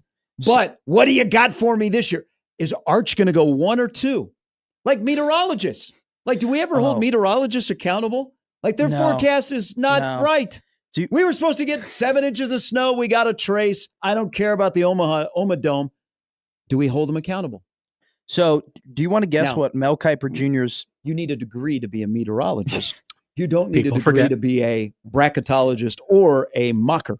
A lot of math involved. Do you know what Mel Kiper's hit rate was from 2005 to 2008 in the top 10? Can you guess? Where he placed? Yes. I'm going to say 7th. Oh, no. What percentage? What percentage? I don't know, 80? 25%. Okay. They're close. Okay, we love Mel. Mel should be in the Pro Football Hall of Fame. So there is actually, look at this. Wow. The finalized 2024 mock draft accuracy scores are here. So there is an actual place now that does mock draft accuracy scores in which they rank who was the most accurate. Last year's most accurate person was Charlie Campbell from Walter Football. Would you like to guess what percentage was first place? Last year's draft, though, got weird. Yeah. It got real weird. That's tough because Penix going 7, and then the lot 2 going 15, and you had, remember last year's draft, 15 of the first picks were all offense, and so then you had the cascading of edges we thought would go early in the back end. 36%. Wow, 38%, Gary Sharp. Okay. That was very good. 36% by the Fox Sports staff got you third. So we'll see what it is. Now, I believe this is 1 to 32, which is actually 38% on 1 to 32. Is actually, but they do the point system as well, like the 10 points, and then you're down if you get whatever. I will be. Can I submit to this? I want to submit to this. I want to give my own mock this year. We'll see how accurate I can get. But yeah, this is my season. This is incredible. There's nothing better than this. Just because I'm sitting. Do you know what's so great about the draft? Super Bowl. Do you know what's so great about the draft? I'm going to be sitting on my couch. We don't pick until 31st. Some years we pick 32nd. Well, look, Winning teams usually do. When you root for a bad football team, like I do, this is like year in and year out. You can always count on this to get you excited. You can always count on this to like get you talking a lot about football when football isn't happening, right? And like there's an actual hope element. Even though deep down I know that we're going to screw up this pick, I have a lot of hope in it. But the best part about the draft, So you have 0. the best part about this draft is Jimmy, I think the Cowboys will be okay. you're going to be fine. I mean, I know I'm going to be fine in the big No, picture. I think the Cowboys will have a good draft. I truly I'm going to believe you. I'm going to be sitting down on my couch drinking a couple Budweisers. Whoa, and- we're upgrading for the draft. And there are going to be men and women who have spent the entire year watching these guys play, scouting these guys, evaluating these guys, deciding where they were going to go, who literally get paid hundreds of thousands, even some of them get paid millions of dollars to do this. And they're going to make a pick that I disagree with, and I'm going to go, you stink, you suck, you're terrible at your job, you're awful. Why would you take that guy? That's what I love about the draft. All I've done is read articles and watch a couple highlight tapes, and I'm going to be sitting down a little buzz being like, you're awful at your job, to people who literally spend hours, hundreds of hours doing it. That's the best part of this draft. Also, the best part of the draft, which would be even better, is if we could combine NFL Network and ESPN. If we could have Rich Eisen and Louis Riddick together. Can I just be honest with you? I just only want those two.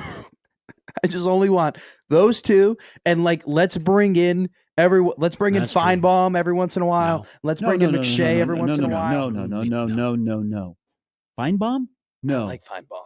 Not on the draft. No, I want him to come has in a and network, I want man. him He's when an SEC guy gets drafted or whatever. I just want them to cut to Feinbaum and have him roast him and I would tell Paul, hey, every pick is a bad pick.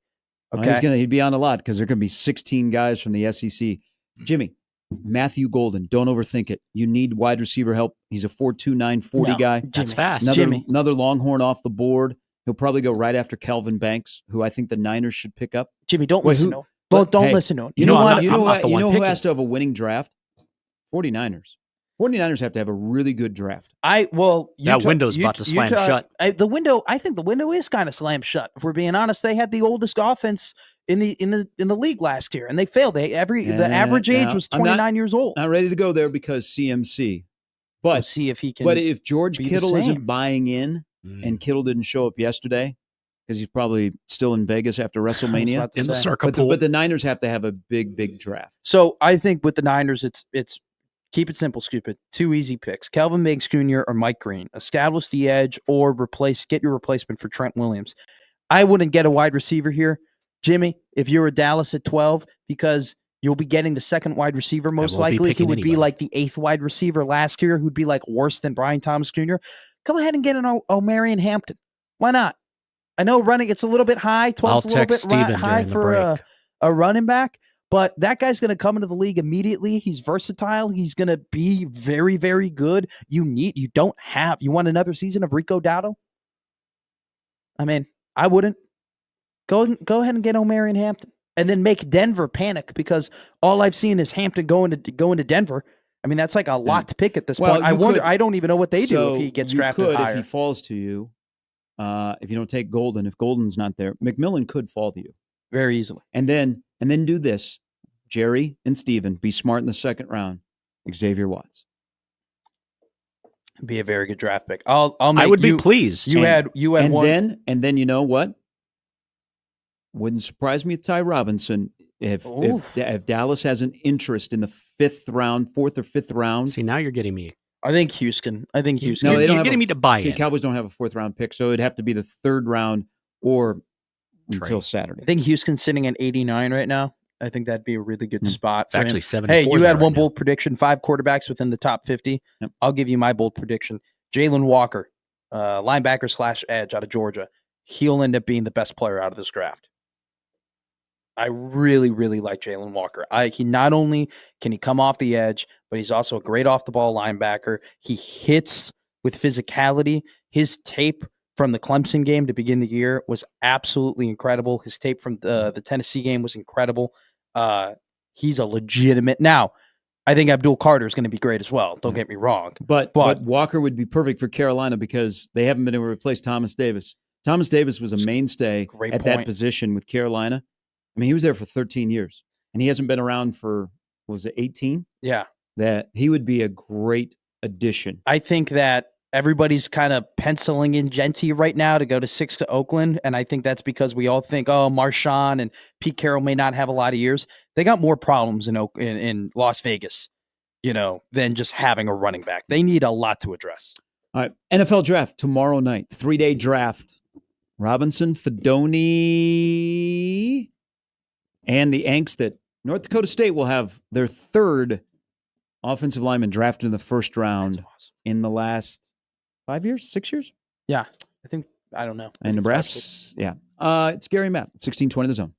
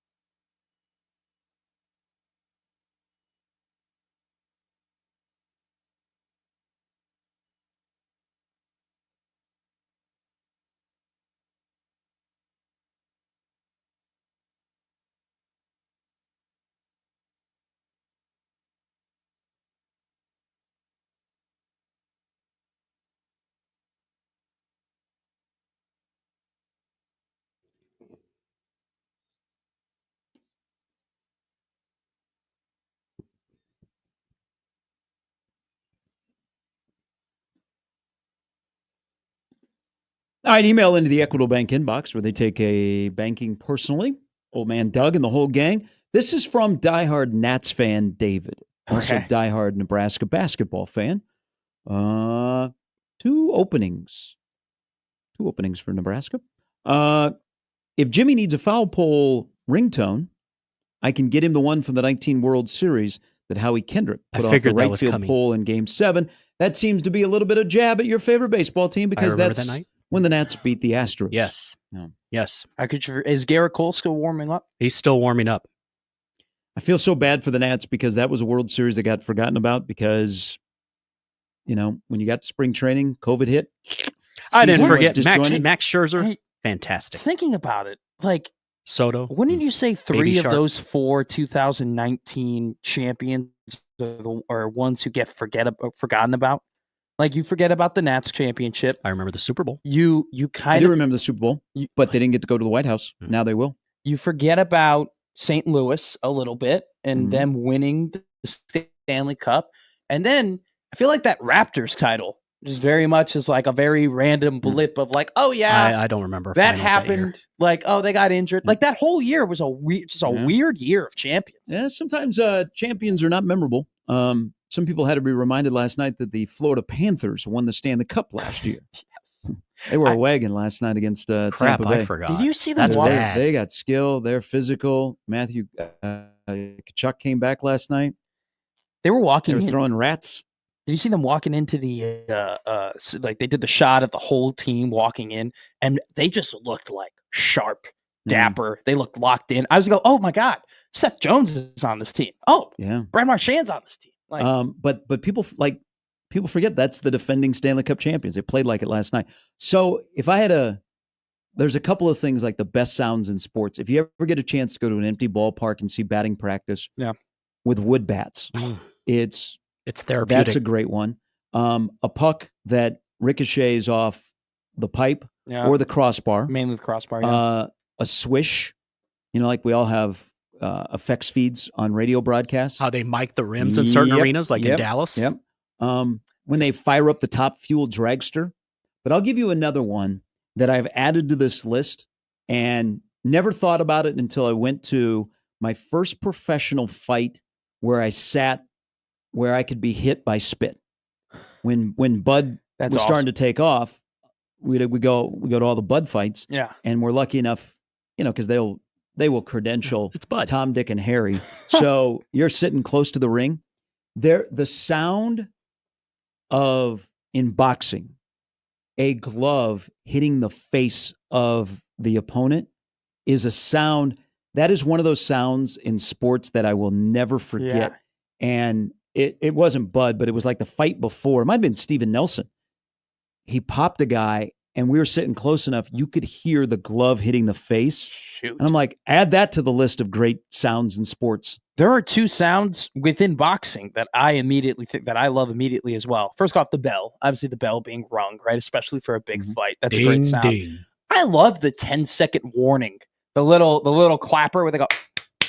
Like, I love that. I don't know what it is. I think it's just a me thing. I don't think it's a universal, like, oh my God, that's a great sound. But I love it too when they turn off the clock, on the TV. So you don't know. Now you're counting down in your head. You're unsure. Like if especially if it's like Saved by the Bell, like it's a great moment. Great show. Another one too, you got to be close enough. And I've been lucky enough to be close enough where if you got a flamethrower as a closer who's throwing over 100, to hear the leather of the catcher's mitt just snap, right? And you just hear like that. It is such a great sound as well. I agree with all the other ones. Unfortunately, I've never been to a live fight. I love fighting. I love high school boxing. Every other day. It was great. September, Las Vegas, open weekend for Nebraska football. Circa pool. I'll probably do it then. Honestly, a lot of Omahans that'll be out there in Vegas for Bud's fight. We just need to get some finalization. Yes, so that it's going to happen. All right, 2 hours to go. It'll include a chat with John Walker coming up at 9. Also, we'll talk to Brandon Vogel on what he's got in store for the Husker games. To some, it might be the Hunger Games. It's not because you'll be eliminated from the roster. Hey, what if one of those quarterbacks that are playing throws a pick six?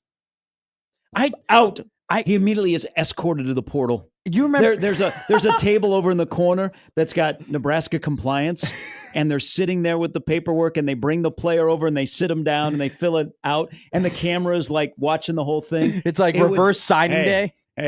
Hey, chasing a new job. The new series. We're back after this. It's 1620 The Zone.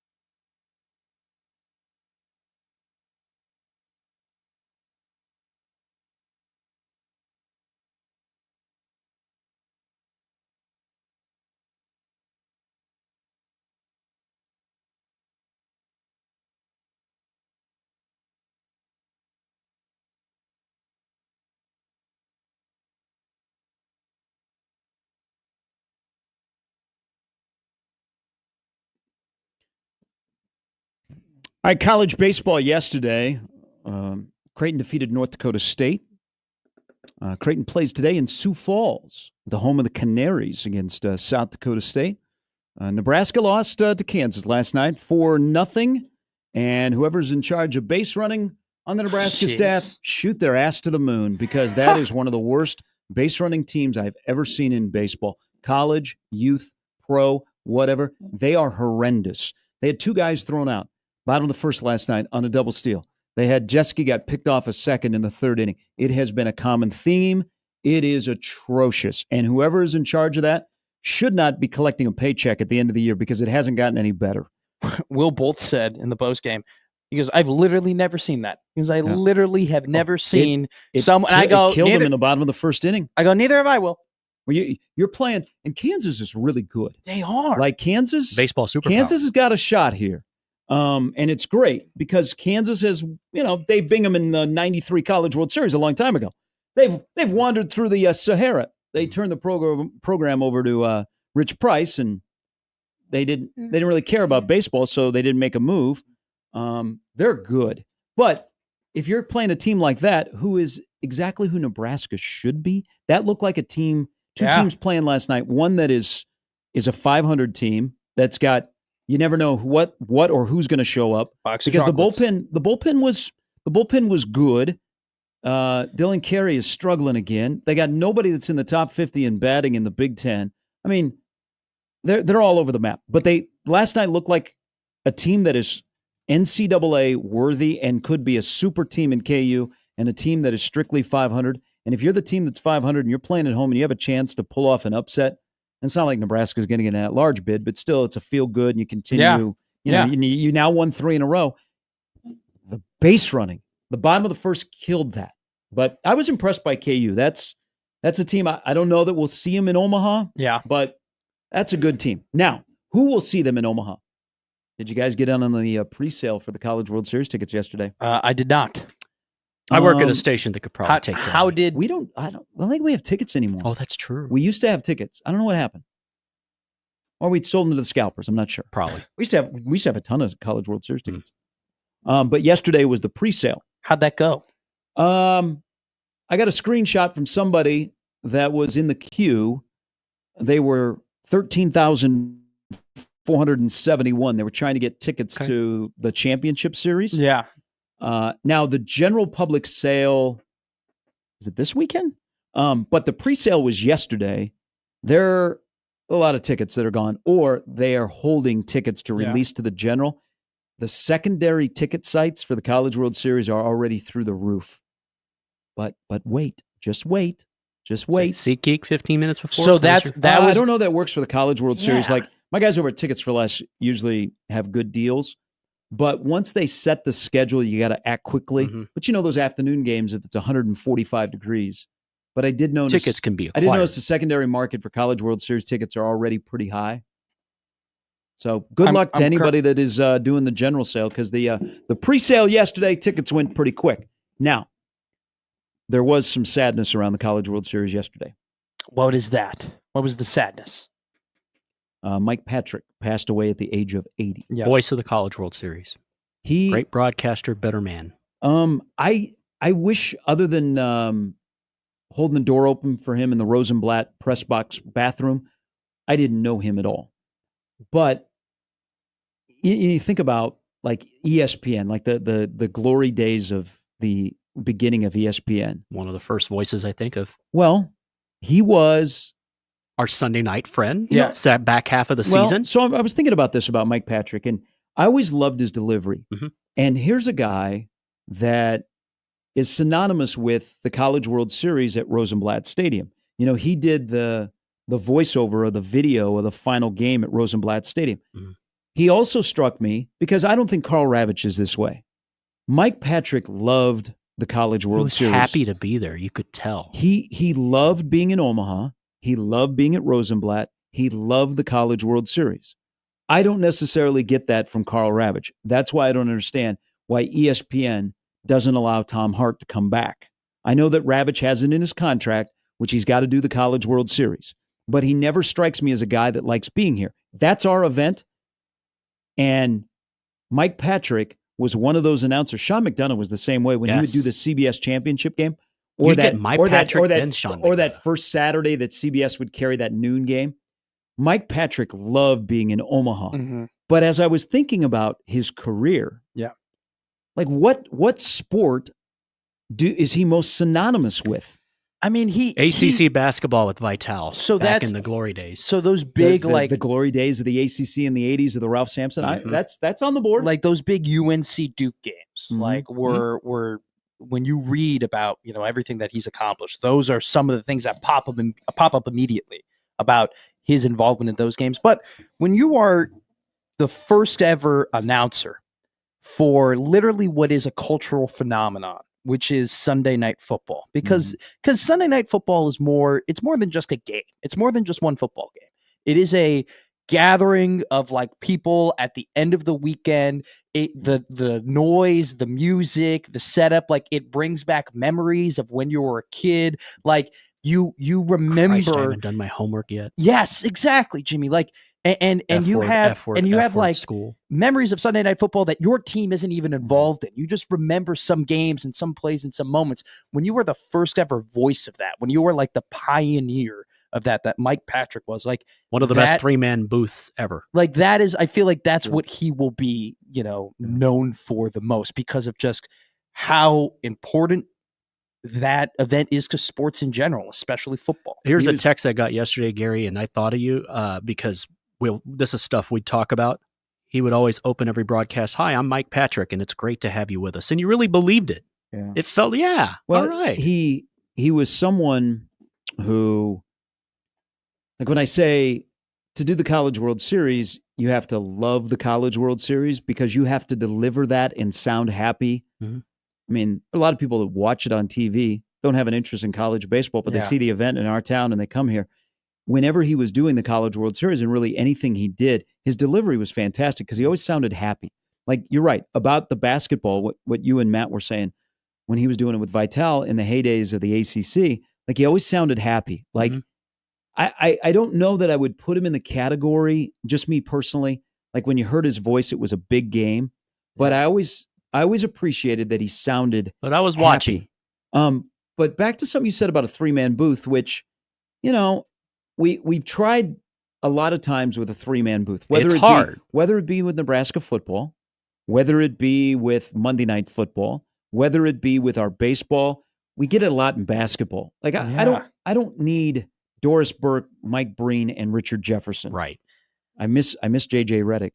By the way, JJ Redick can coach. He did a great job last night. Incredible job. But the 3-man booth, look at like hockey. Hockey has the play-by-play guy, and he's in a 1-man booth, and his analyst is down between the benches. But the 3-man booth, you're right. And he was the original voice of the NFL on ESPN starting in 87. Is that right? Yep. You had, for those that don't know, TNT would have the games the first half of the season and then mid-season. Which is wild. That's why it's at ESPN. They were our late season friends. When I would hear them, we've turned the clocks back. The weather's getting cooler. But the games are getting bigger. But you would have Mike Patrick. You are right, Jimmy. Mike Patrick, Paul McGuire, and Joe Theismann. And they made a really, really good booth. And then look at, they're like your friends. Like the original, the Monday Night Football with Cosell and Dandy Don and Frank was the GOAT. Yeah. Al Frank and Dan was pretty damn good too. And it was. And we tried to keep that going, but not everybody can pull it off. Yeah. Because of the dynamics of the booth. And then all of a sudden you get Kornheiser and Dennis Miller in the booth. Yeah. But that 3-man booth led by Patrick was fantastic. The dynamics of Theismann was the star, and then Paul McGuire was your lineman that had that gruff. But I mean, I like Paul. I like Paul McGuire on college football. I actually like Mike Patrick better on college football. Yeah.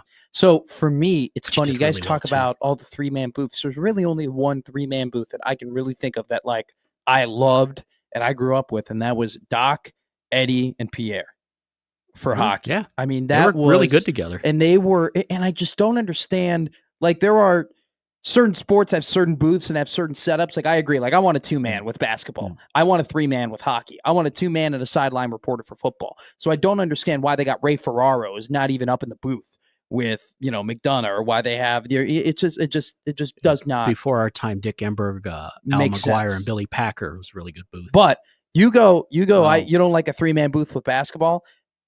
I like a 3-man booth with basketball when it's the right 3-man booth, because I loved Van Gundy, Jackson, and Breen. Like, that was, for me, when I think of the NBA Finals, when I think of big games in basketball, I think of those three. And I think Raft, Hill, and Eagle. They did. Right? They do a nice job together. They do.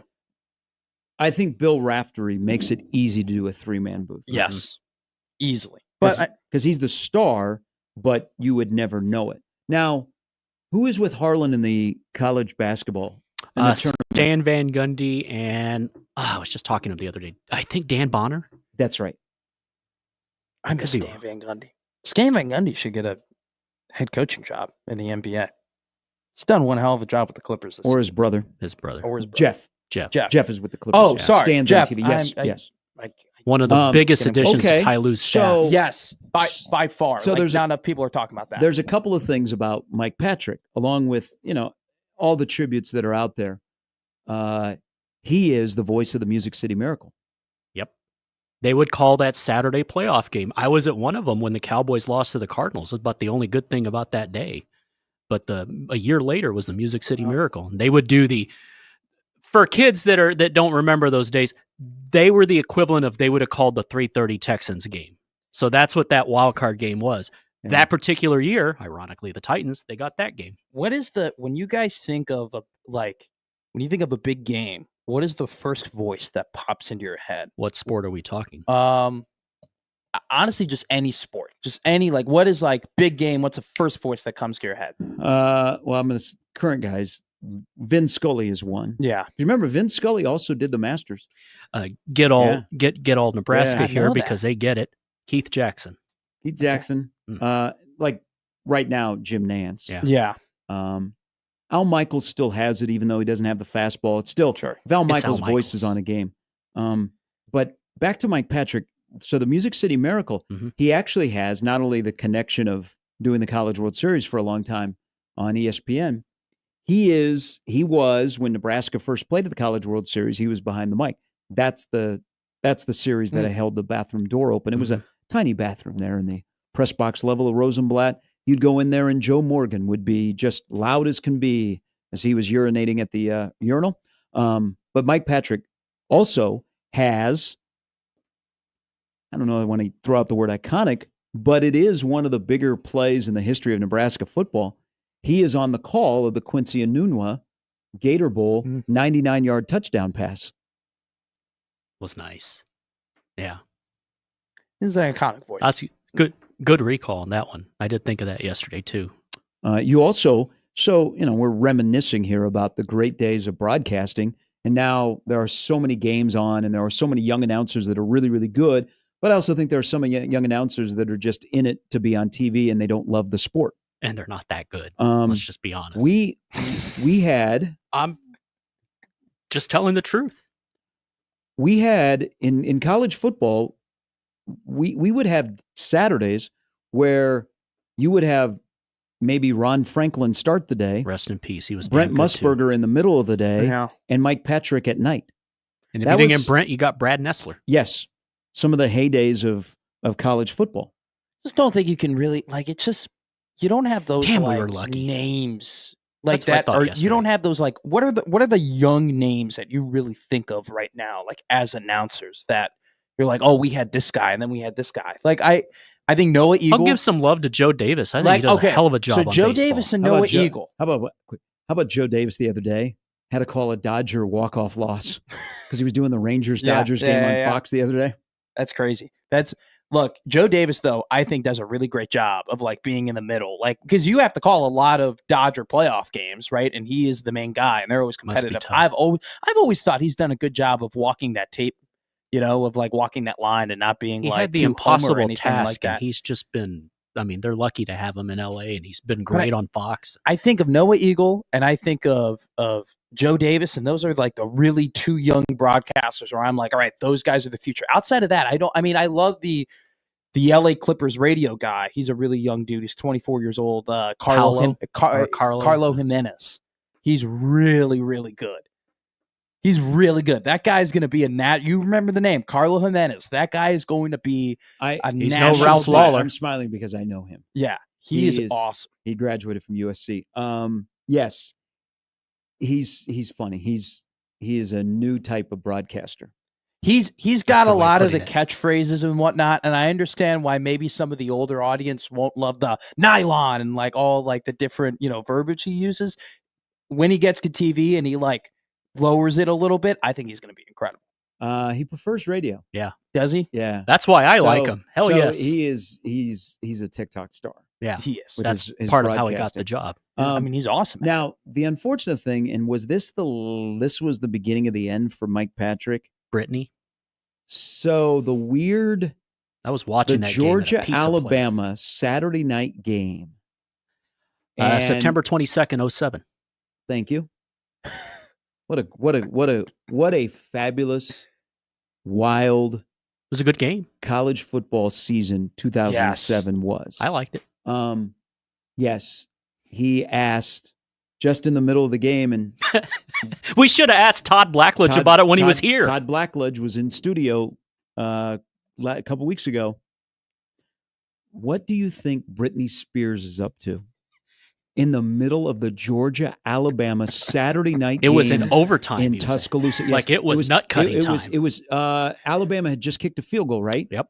And just randomly, it was 23-20. Alabama was leading Georgia before game. Georgia got the football. Yeah. Saban's first year. And just out of nowhere, Mike Patrick asked Todd Blackledge, "What do you think Britney Spears is up to?" Was it Musburger who? Or it may game not of the be. season. It may not be, but like when they zoomed in, I think it was like a 2009 Florida State game, and they zoomed in on a bunch of the Florida State girls. About Jen Sturger? Yeah, and he's like, "Good morning, Brett Favre." There's a that bunch was 05. of red-blooded Americans who just applied to go to Florida State while they're like putting the camera on all the sorority girls at the game. Well, that and AJ McCarron's Catherine girlfriend. Webb is the most famous one, where it got super uncomfortable. Yeah. It was funny. But yes, you can't do that anymore, which is crazy. Like we look back on that, and you're like, oh anymore. Lord, that would be bad. If that happened. But you know what happens here? So I don't know. We just went through the situation with the Braves. Exactly. Braves reporter is there are a lot more announcers, and you see this at Wrigley because they spend a lot of time looking at what's going on in the bleachers. They just let the pictures tell the story, and the announcer doesn't have to say anything, and you just let the viewer use their imagination on what they would say. We had Harry to comment on that. In that case, man, I don't know that the director did not help Musburger because they continually focused on Catherine Webb. And you can say, hey, that's AJ McCarron's girlfriend. But then it became like, oh, this is uncomfortable. They kept the game was a blowout, and this is what happens. It was like she was the original Taylor Swift when it came to, wow, they're back on her. No, they keep cutting back to her. Oh, look at the girlfriend. I mean, but are they married? Are they still together? They have. Good for them. I think they have quite a big family. That's Picture awesome. with the khakis on the beach. He's doing great in the podcasting world right now. He is? Yeah. He didn't go back to the Battlehawks, I don't think. I don't know that he's on a roster anywhere. No, I think he's done. He's on a Siski and something. It's a really good like college football, just college sports podcast that I follow on Instagram. They have a lot of really great clips. He's on it a lot, and he's like kind of their AJ Hawk. He's not like their official third host, but he hops on with them. He's really good. He's like a really good like just kind of pundit. He will never have to Siski and McCready. Thank you, Matthew, in the YouTube comments. He'll never have to buy a drink in Tuscaloosa. No. But it never worked out for him in the NFL. He was a backup for a while. He made some decent money. Being a backup in the NFL, I mean, backup Shout quarterback out Chase usually is one of the Daniel. most popular people. I'm not throwing shade. Hey, you can make I a lot of money. respect it. And Chase Daniel has turned it into a media career. Mhm. Shout out Brandon Whedon. Did he make a lot of money? He made a He stick decent around? Former Cowboys great. Yeah, there you go. He was about 45, 46 years old right now? Was, he might be. Gardner Minshew. He was your generation's Chris Weinke. He was your backup for what, 4 years? 3 or 4 years? Yes. So was Babe Laufenberg. He was a long-time backup for Dallas. How are you gonna operate this year with Cooper Rush gone from Dallas? Yeah. When Dak goes down. Didn't you say there's going to be more volleyball matches on Sundays? I got the what the hell, the red zone? Yeah. Are you? I know that it's been a struggle, and there are certain teams that have won more playoff games than the Cowboys have. Why do you all just hate your team? It's like I see I don't run into a Cowboy fan that like is optimistic. Like, you know what? It's going to be a new year. Yeah. Dak's going to be healthy. We'll be back. We'll be back at we'll be back at Jerry's World. I can't wait. It's a great question. Cowboy fans, I think Cowboy fans hate their team more than anybody else. Unlike Charlie Brown, we don't keep falling for the ball trick.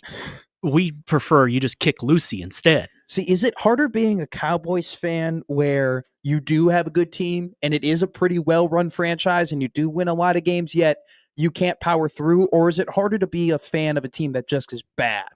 Because I don't think they're bad, though. Because they're mediocre, which is worse than being bad. Who? The Cowboys. Well, I don't think they're mediocre. They went on a stretch where they won 12 games a year for 4 straight years. They don't do crap after the new year. We always say, man, tough to be a Nebraska football fan and a Chicago Bear fan. Nebraska football and Dallas Cowboy fan in the 90s. Both dominant in 1995. You were like, hello. I think we're sparring. You had one great line on Saturday, another great line on Sunday. That's a great point. You had the no catch with Dez. Nebraska had the Texas game at, ironically, Jerry's World. Mm-hmm. What is that? What is that nowadays? Being a Cowboys and Nebraska fan, being a Georgia Bulldog and Kansas City Chief fan. Yeah, that's probably comparable. Yeah. A couple of tweets here. Cowboys Alan loves making it a big game. Bill Raftery in college basketball. See, it's so great that, Fox has worked with or allows like a Bill Raftery to do CBS stuff. Can't they let Gus do one weekend? No. The opening weekend? No. I mean, I know we have the Crown We're done now. with Gus. We're done with Gus. I am done with Gus. Only, you know what? Gus is only good if he has a Gus-gasm and it's at the end of the game. Gus-gasm. I haven't heard that before. Do you want Gus doing... You haven't? Do you want Gus doing a 2-15 game? So that's... Unless the 15 is going to upset him. And then... Law of Gus. Like have Gus on the side, and if it gets to the under 4 media timeout, you slide Gus in. Look, top 10 matchup, like if 2 top 10 teams, give me Gus any day of the week. Seriously. When they are well known and there's a lot of first round draft picks out Gus there. 15 years ago, yeah. Gus top 10, give it to me. Gus when it's Nebraska playing UCLA or Rutgers playing Northwestern, I don't want Gus. I don't need Gus for that game. We had Gus for Nebraska UCLA in 2012. Well, I'm just talking about Gus now. That was Gus, 13 years ago? Yeah. Well, that game. Yeah. I know. Hockey Dad says, I told you ESPN sucks doing hockey. They're terrible. Why is Ray Ferraro the color commentator between the two benches? It does not make any sense. Like, you need a guy in between the two benches, but you need the color guy in the booth. Because Pierre McGuire got canceled? Yeah, can't. TC, Pat Summerall. I mean, yes. Sunday, 3 o'clock, usually in Texas Stadium. Some are all men. They didn't need a third. We were the third. Enberg and Merlin Olsen, or Charlie Jones was in there as well. The thing that gets overlooked about ESPN and their hockey, their studio show with Mark Messier, Steve Levy, and PK has grown on me. Yeah. They don't try and be inside the NBA, which I think TNT's show does with Gretzky and Biz. Yeah. But ESPN's intermission show is pretty good. Steve Levy, I still think 5 overtimes. You talk about Mike Patrick and happy to be there and, wanted to broadcast that. I get that with Messier, Subban, and Levy. Like they are happy to do that show. They want to do that show. They want to talk about the game. It also too, like with TNT, Charles Barkley will be like, oh, I wasn't watching that game. Like they are, no. They are dialed watching it. Well, nobody care about this game. I just talk about the second game. That was not bad. Inside the NBA is a standalone.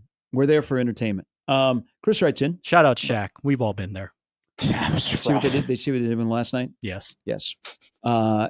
Chris on Mike Patrick's passing. He was great with college football, but I think college baseball was his best. He was the announcer on 2 college baseball video games. Yeah. It was really, really good. You made a great point because, for people that have forgotten, we are in Omaha, the city of a million people. And when I would watch Mike Patrick do the College World Series, and I'm not just saying this because I'm on the radio in Omaha, I really wanted to go to this event because he made you like, this sounds like a great time. Yeah. Look at that stadium. I don't know. I know I get what you're saying about Ravish. And like I still think baseball tonight with Carl. It was good. I mean, hey, and speaking of heyday, they were good. How did Mike Patrick get stuck with Ed Cunningham? Yeah. Ron Franklin got stuck with him. Back to the sounds. Iowa JD. Yes. Who Garrett Cole didn't even have a banger at first base last night in the Omaha Creighton game. None of that. Said, I've called a lot of men's fast pitch in my life, and some of the top 10 men's pitchers in the world working ISC tourneys. The sound of the laces cutting through the wind is unbelievable. Guys throwing from 46 feet and hitting over 80 on the gun. That's awesome. I had that leather, the ball to the leather. Just the pop. It's just a different pop. That first pitch when it hits just right. What I like about the foul pole, when the ball hits foul pole, is you would think that the foul pole would be a higher frequency. Like, you would think that it would be like a ping, but it hits and it's like a gong. Like a gong. Oh, yeah. And it's awesome. Like, first Followed time by I've the ever fans. seen it happen live, I was startled a little bit. Watch the video of Ichiro, who was just pinging him off the foul pole during BP. Shout out Summer in Kansas City. If you know, you know. Chris writes in about Chase Daniels. Chase McDaniel. That's Xavier McDaniel. And Chase Daniel. Wasn't there a backup quarterback McDaniel that was famous? It was well-known, McDaniel? There's a much polarizing OC and former head coach. And then the X-Man played basketball, and you didn't want to mess with him. Give me some Randy Smithson. You are going deep. Antoine Carr. Sasha Radunovich from Wichita State. Sorry, we might get a few hate emails. There was a time where Wichita State was that was the game. Yeah. By the way, we just went through another coaching cycle in college basketball, and what's his name didn't even get mentioned. Yeah. Where is Greg Marshall? Probably Greg yelling. Marshall's got to be on an NBA staff somewhere, right? If they need someone to yell. Chris's email into the Equitable Bank inbox. His career may be one that absolutely flabbergasts me more than anyone. Dude made $41 million to hold a clipboard. But remember what he did to Nebraska fans when they came in here in Bo's first year? His career earnings in the NFL were $41 million. 14 years primarily as a backup quarterback and earned this amount across 7 different teams. Picked his nose on national TV in Lincoln in 06. Chiefs, Eagles, Bears, Lions, Chargers. Mike Glennon. Super Bowl champion Chase That's Daniel. True. Mike Glennon's another one where a weird neck. A long neck. The key about being a great backup and making the bag is being just good enough as a backup where a team is willing to pay you, right? Shout out where Don it's Strock. Like, oh, Mike Glennon's okay. Like we've seen enough. We can give him a shot. You know, like we'll pay him. We'll invest in him. And then you suck and you're back to being a backup. But then you like made all that money. You get cut. You didn't make the full contract, but you made enough guarantee to like up you up. That's the key. I call that the Osweiler. I call that the Bradford. I call that the Keenum. Right, where it's just like you gotta look good enough, get the money, and then suck again. I mean, that's advice for life, really.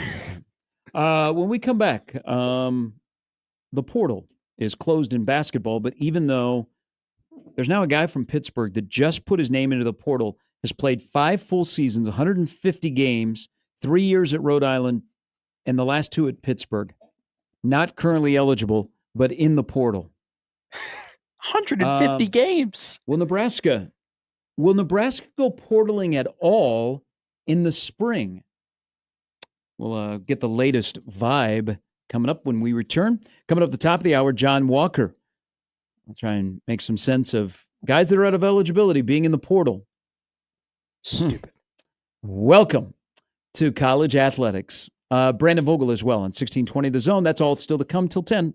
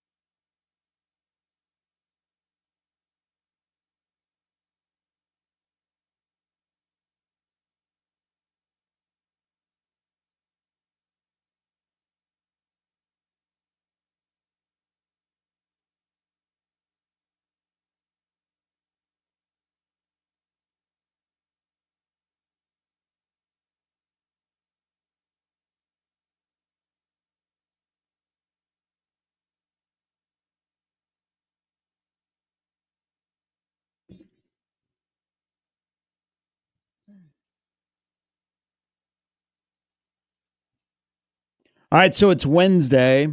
Marty Brown from Creighton Prep is scheduled to visit Nebraska on his journey to find a new home. The former Creighton Prep running back. I believe that he is leaving Miami this morning. So with a hefty offer, and we will see what happens if he shows up in Lincoln. Hoping that would be a good sign for Nebraska. But there is, as I've alluded to, competition, and rightfully so. He's played himself into getting a bag. Miami is involved. Kansas State is involved. Cal would like him to come, I think, straight from Miami, to go from Miami to Cal, which would prevent him from coming to Lincoln. But Cal needs anybody to be their running back. They just need. Well, they appear to be a disaster, and I don't know, like in the NIL world, because you're going to have to pay Marty. I mean, whether it be Nebraska, Miami, Kansas State, or Cal, but if he leaves Miami without saying yes and he makes it to Lincoln tomorrow, I think you like Nebraska. Nebraska would be in it, but there's something that Rule has said about NIL, and, this is a little blustering, take a little shot, is desperate teams set the market. Yes. So when he said that, I'm like, let's see, who is he referring to? But as we talk about running backs and the running back room and the uncomfortability behind Emmett Johnson, would it be do you approach portal guys? And again, Nebraska might be shut out. Nebraska might not dabble in the spring portal. Yeah. Do you approach it as that would be nice to have, which it would be a compliment to the running back room, or do you go all in and say that is a must-have? If I'm judging by public comments and then that desperate team set the market, I think Nebraska looks at their running back room and somebody that would be available with a local connection as, you know what, that would be nice. But if we have to get into a bidding war or higher competition, we'll be like, you know what, we're good. That's kind of how I'm starting to get the vibe of the whole Marty Brown.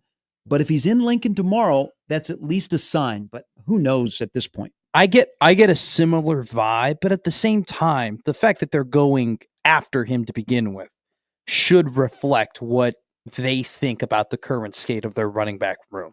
And in my opinion, they look at it as a nice. I look at it as a need. Like the fact that they are going after him, it just tells me enough about what they think about the guys they have behind them, to the point where you need Marty Brown. You need to improve the running back room. You need to have a guy where that he can take some load off of Emmett Johnson in terms of the carries. And I get the whole desperate team sets the market. Sometimes though, and I'm not saying all the time, but sometimes you need to be the desperate team. Sometimes you just need to do it. If you're trying to win and you're trying to advance your team, sometimes it calls for desperation. Sometimes it calls to be what some may be the sucker. But hey, if you make that call and you're desperate and that player ends up working out for you, no one's calling you the sucker anymore. No one's looking down on you. Would you pay a running back that's not on your roster more than your first running back? See, this is the conversation that we now have to have about how, like, the NFL, like, those are things. I'll never forget this. Matt Rule said when he was in the NFL, someone came up to him and said, hey, make sure that the highest paid player on your team is drafted by your team, because that sets the tone in the locker room. I think you still have to have that same message in a college football locker room. So, no, I wouldn't. I would make sure that the guys that are being paid the most on my team, or the ones that are higher up, are the ones that we recruited from high school, that have come up in the program, that have produced in our program, that we are rewarding for producing. So if their budget is up to Emmett Johnson, I think that's fine. I don't know how much Emmett is making.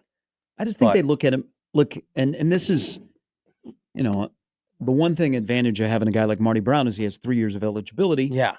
But then some of that running back room is kind of young. It strikes me as it would be nice. It'd be nice to add somebody, but it's not a must. I think our viewpoint of the Nebraska running back room compared to the people that are there every day and coach them is drastically different. Yes. We'll see who's right. You brought it up earlier in the show about having a known. There is, behind Emmett Johnson, there are the unknowns. Well, I think that's the advantage, though, that there's also the unknown of, is the guy that coaches them going to get them better? Well, so I think when we're having this discussion between what they think about their running back room and what we think about the running back room, is their advantage is that they are unknown to us because we haven't. I cannot say that Quinton Ives or Mekhi Nelson or Connor Booth or Parker are not Big Ten running backs because they haven't played in the Big Ten. They haven't failed in the Big Ten. They haven't. We just haven't seen them. So when I say I don't have confidence in the running back room, they can just look back at me and be like, well, you're not at the practices. You're not seeing them every day. We believe in the room, so therefore we have more merit in this argument because we're the ones that are coaching them. So it's hard for me to argue against that. But you just kind of at this point have to go off the coach's intuition. Like if they think that their running back room is fine, that's what we're going to have to betting live on with. Themselves again. That's what I think it is, and betting on their coaching and betting on their talent and betting on their recruiting. So I think that just if they get squeezed, it's, you know what? Hey, Miami, Cal, Kansas State might be a place for you. But if he is on campus tomorrow, that's a really, really good sign. But Cal, I guess, is really putting all kinds of pressure and trying to amp it up. How about Kansas State? Where have we heard much about Gabe Ervin, who was at Kansas State? There was a report that I was reading. It was on Husker Online that they had asked. He's doing down there? Yeah, third running back. Okay, was what it said. He's going to be a third stringer. Back to the Marty Brown combo. This is a really big moment for EJ Barthel. This is a really, really big moment because if they decide to look at Marty Brown as a nice addition and not a need where they're going to make sure they go out and get him to be a second running back, Quinton Ives or whoever is the running back taking the second carries, it better be good.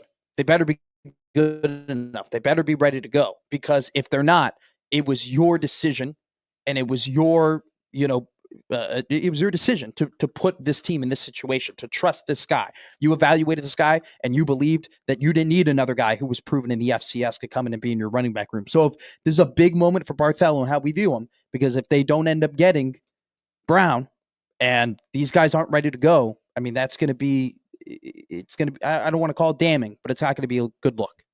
He's supposed to come back from Miami. That's good. It's always good in this day and age. Whenever they come back from Miami and announce that he's going to Miami. Okay. Well, it's always good when you get them on campus after they've been on one visit. It's always a good feeling. Thankfully, the weather in Lincoln tomorrow is going to be fantastic. So it should be just fine. It's just like Miami. That'd be very interesting in Nebraska, and we know that starting with DeAndre Barnes, and there'll be another guy that goes into the portal today. They have to cut down. That if they just sat out the spring and no additions in the spring. Yeah. I mean, he did say at the press conference, he goes, desperate teams set the market. Well, he said at the presser. Is Nebraska desperate for another running back in the running back room? I don't think they are. I think they should be. Answered your question. Wasn't he supposed to ask Rule something yesterday? What were you talking about? I did ask Rule the question. I asked him about Dylan. Yep. You said that he 10 steps ahead. He didn't talk enough about Dylan, so I go. I'm gonna ask about Dylan today. We'll ask Brandon Vogel about Dylan, among other things. So that's the latest about Marty Brown. The vibe is probably a little bit different from was yesterday. But what is Cal doing? Like they do have openings. I mean, you could go. Here's our running back room, and it looks like Will Smith. He's like looking around. It's that meme. I mean, guys are literally like fighting in the portal to like get spots on rosters. Like there are guys who may not play football again because they can't find a spot. And Cal's got 5 open. And it's just like, man, can't find anybody who even wants to play for us. Jimmy, you hate them. How does Kansas State have so much money? Beef. Cows. Oh, yeah. Anyone who's done a game out in Southwest Kansas knows that smell, it's not bad. It's the smell of money. And many of those people are very generous donors. Men's to the basketball, cat they fund. have a lot of money. Now they need to win when they go get the guys that they buy. And I like Jerome Tang, but I do. Just like I like Chris Kleiman. People don't believe me. All right, John Walker, about 15 minutes away on 1620 The Zone.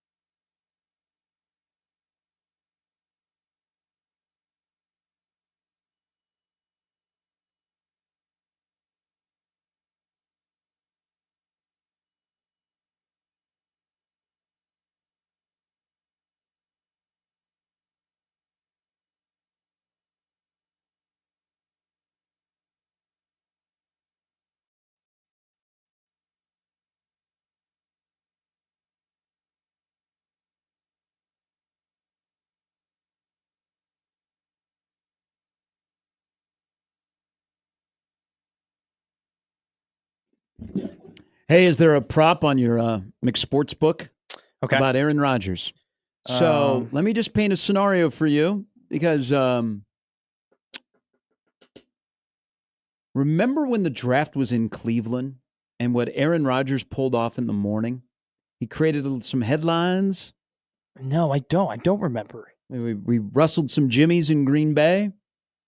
What if? And not Graham. What if? Aaron Rodgers announced his retirement tomorrow. Ooh. Now, I'm just throwing that out there. I don't know anything. But you think about a guy that likes to grab the attention and mess with something.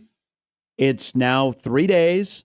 There's a lot of talk about who's going to pick Aaron Rodgers to be their next quarterback. Yeah. Do it early or later before the draft? No. He would do it. Milk it all day? He would do it in the morning, so that would overshadow the NFL draft. I don't think he'll retire. I'm here for it. What I think would be more appropriate is that he announces he's going to the Steelers in the morning. That's what I would think would happen. Aaron Rodgers goes, "Hey Pittsburgh, I'm coming," and they just Renegade. throw up the pieces of paper and they're like, "Oh, okay, I guess we're not drafting Shador." Like that's what I think would happen. Would he get? And I think that's if he plays, that's where he's going.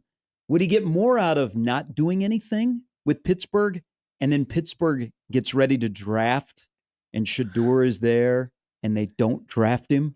And then people are like, "Oh yeah," and so then they'll spend the rest of 22 through 32 talking about Aaron Rodgers. That, or even better, my dream scenario: Aaron Rodgers, like you said, prima donna, wants to take the attention, goes ahead, signs with Pittsburgh Steelers. The Steelers still draft Shador Sanders at 21.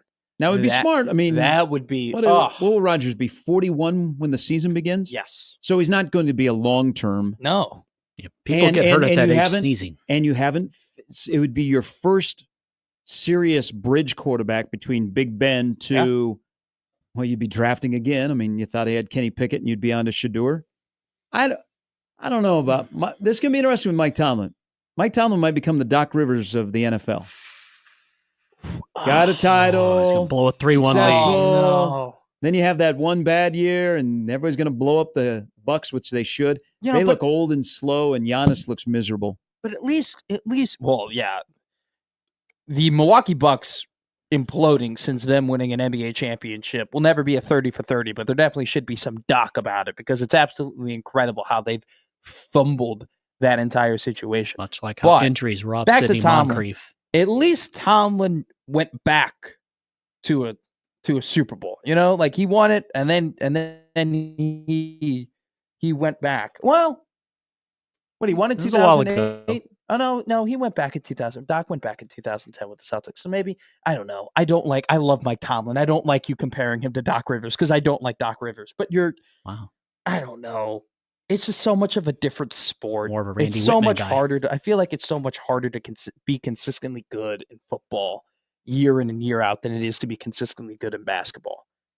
Now, I do believe that if Pittsburgh gets the right quarterback, then they have a chance to make some noise in that division. But if they have another off year, you got T.J. Watt is looming. I don't think they would do that. I don't think they would fire him. They wouldn't fire him. Yeah. But you would look at your roster and go, why is it not working? And would T.J. Watt stick around? This is a huge year for Pittsburgh. Massive like the Niners and the Steelers are two of my teams that have to do well in this draft and have to do well throughout the draft, not just with their first round pick. Hey, everybody gets excited about the first round draft. I know that the Eagles and the Chiefs and teams that do really well, when the Patriots were at their heyday, they did work in the middle of the draft. I'm looking at a guy like last night watching the Bucks and the Pacers. Please put more love on the Pacers. They're a fun team to watch. They share the ball. They're tough. They got Halliburton. I like Halliburton. NBA guys may not. Pascal. They got Pascal. Yeah. Carlisle. In the second round, they drafted Andrew Nembhard. He's a dude. Yeah. Second round. Mm-hmm. So I appreciate front offices, but the Steelers and the Niners, to me, have to hit the draft, and especially for Mike Tomlin. He doesn't deserve to go out this way, but if they have another bad year where they're not in the postseason, what are we doing? Well, let me tell you this. A way to buy yourself more time is to draft a rookie quarterback and be like, hey, we weren't good this year, but he's developing. He's getting better. The future looks good. Look at all the things that he's done well. We brought in a new OC or we brought in a new quarterbacks coach. He'll be better next year. That's how you draft a rookie. All right, coming up next, John Walker will join the show on 1620 The Zone.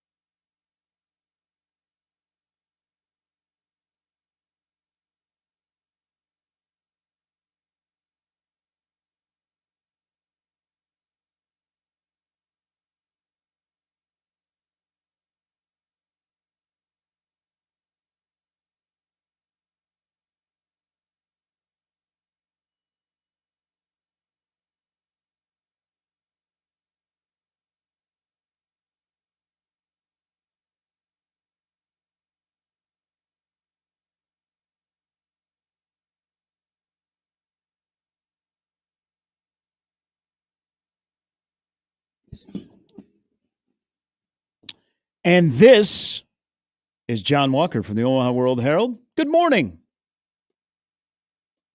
Good morning, John. John there.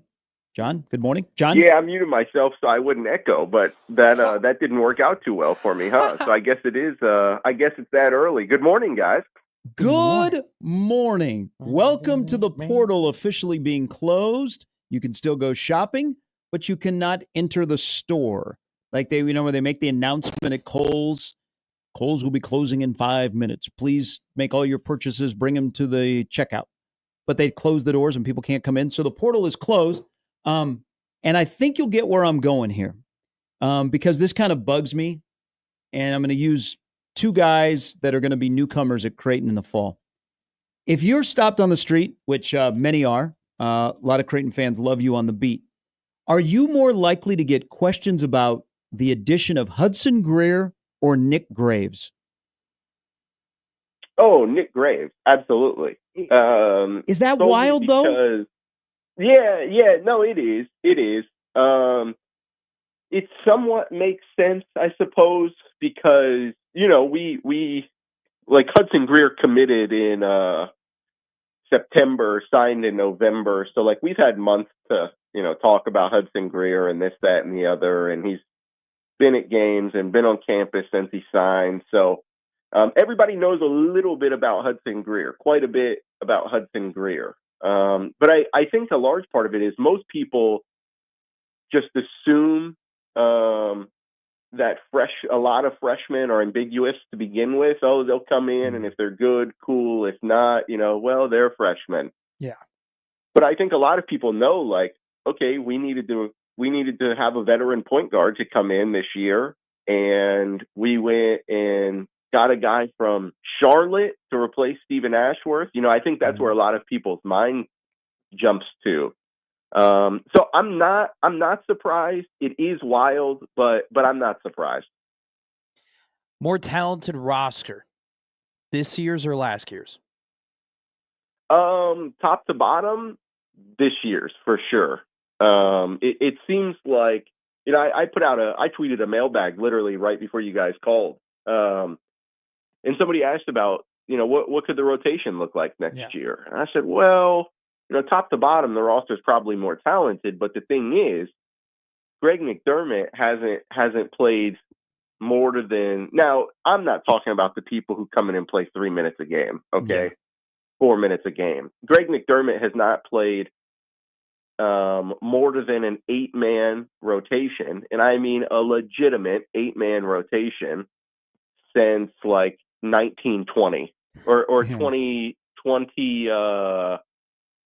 Yeah, I think that's it. I think it's 1920. It's in there. I can't remember what it is though. But it's been a little bit. Like, Mac really loves to find players that he trusts to have on the floor, and he wants them out there. Like, a large part of when I was talking to Mac throughout the early part of last camp and through the early part of the season was like, okay, this guy's in the lineup, the starting lineup, because, and he's like, well, I don't really care who starts. Like, we need to get out to a fast start, and that's fine. But I need 5 guys who can close the game, and that is who I'm more interested in. I'm like, okay, that's a really good point. So yeah, I think they'll probably play 9-10 deep through the first couple of weeks of the season because they're going to have to experiment so much. But I think the time January rolls around and we really start to get into Big East play, it will go back down to at most, an 8-man rotation. Cause I think that's just kind of what Greg McDermott likes. Obviously this team won't have a Trey Alexander or Baylor Shireman, Ryan Kalkbrenner, guys who are going to play, 40 minutes a game for 3 straight games or whatever. Maybe it does. I don't know, but they have the talent to not have to do that. Is what it seems like from one of the best transfer classes in the country so far this off season, and then a pretty good freshman coming in too. So when we get to January, and there's no Ashworth and Kalkbrenner that eat up all the minutes, and you'll. One of the aspects, I think, as we go through this upcoming season will be the appreciation that Kalkbrenner never fouled and stayed on the floor. Yeah. Do you see a candidate or two that could be a 33 to 35 minute production when we get to Big East play on the consistent? Yeah, I think the first and like immediately I think of Josh Dix. Just with his versatility, he can ball handle a little bit, so he can play in just about any lineup combination. He can create his own shot, and obviously, if you can create your own in Greg McDermott's offense, you're certainly going to be able to create for others. Yep. So Josh Dix immediately comes to mind. And if there was a second one, man, why don't I take Jackson McAndrew? Okay. I think a large part of why his minutes were so off and on last year, especially through that I don't want to shooting slump. Really, like he wouldn't call it a shooting slump. Mac didn't, but I can't think of a better word at 9 a.m. on a Wednesday. So throughout the shooting struggles, if you will, the reason his minutes were so off and on last year was because of his defense. Mm-hmm. And he progressively got better as a defender as the year went on. And I think he's going to be an even better defender, when things kick up again in November. And so I think that, coupled with the offense that he brings, which we all saw throughout his freshman season, I think he could be a 30 minute a night guy. Blake Harper, the MEAC Player of the Year from Howard, has gotten his list down to 4 schools, returning to Howard, LSU, Ohio State, and Creighton. What would it mean for Creighton if they're able to secure Harper in the transfer portal? Yeah, it's like we saw last year, this past season, that the best teams in the country all had depth. Yeah. Auburn's 8th best player, who played 11 minutes a game, that guy could go start on 98% of the teams in the country. Yeah. And that was the same with Houston. It was the same with Florida. Duke was a little bit different because you had obviously two of the top 10 draft picks this year. But they still had a little bit of depth too. And so that's been a common theme.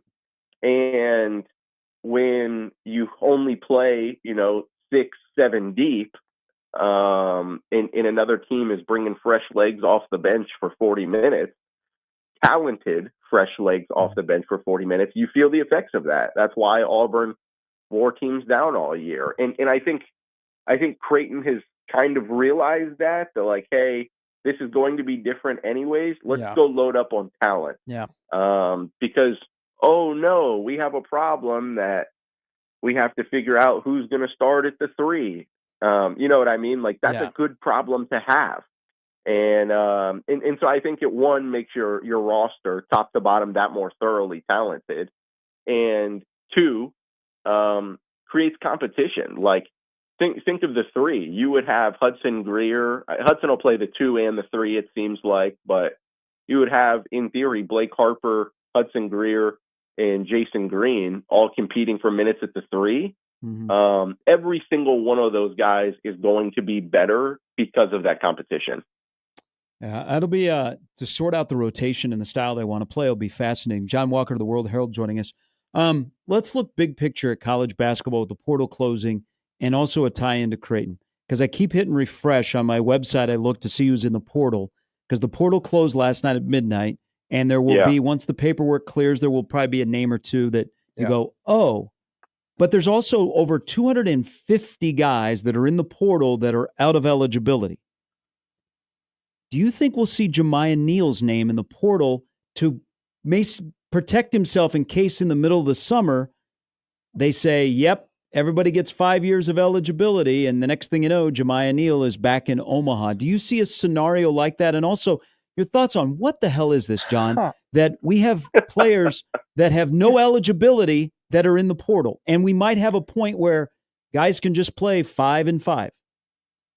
Yeah, I'm a big fan of the 5 and 5 because there's so much ambiguity between, this guy he played 9 games instead of 8, so he gets a medical red shirt, and man, I should get a hardship waiver because of this. Like, no, we can cut that out at this point. I'm a big fan of the 5 and 5. You have 5 years, you can play 5 seasons, whatever that means. And so I'm a big fan of that. When it comes to Jemiah, I really have no clue. I've reached out. I haven't heard anyone nobody's told me that he's entering the portal. I personally think it's, as much as I don't like it, as much as as much as it's confusing, I guess I understand it, but as much as it's like, okay, what are we doing? Yeah. I would enter the portal. I would enter my name if I was in a situation like these guys or like Jemiah Neal, because what happens if in a month, if in a month, I don't think it'd be that soon, but let's say a month, they come out and say, yeah, actually, these guys do get a fifth year. Yeah. Oh, okay. Well, now we have, what'd you say, 250 extra players on the market? Yes. And some of them are good. They're good and they're seasoned, they're veterans, and that's what a lot of teams have looked for in the portal. Creighton's a perfect example of that. So it would be insane. I think I could be wrong, guys, but I think with the way that most teams have built their roster and quickly at that, that they're not anticipating this to pass. But I think Greg McDermott and his staff will go get one more player from the portal, and then they'll leave a spot open. I think we talked about that last week, maybe the week before, just in case something like that were to happen. You have to have an extra spot, just in case something like that were to happen. So I haven't heard that Jemiah is going to enter the portal. It certainly wouldn't surprise me if his name entered, because why wouldn't you? Like you kind of have to give yourself that safety blanket. But yeah, it's thank God the portal's closed. That's what I do know.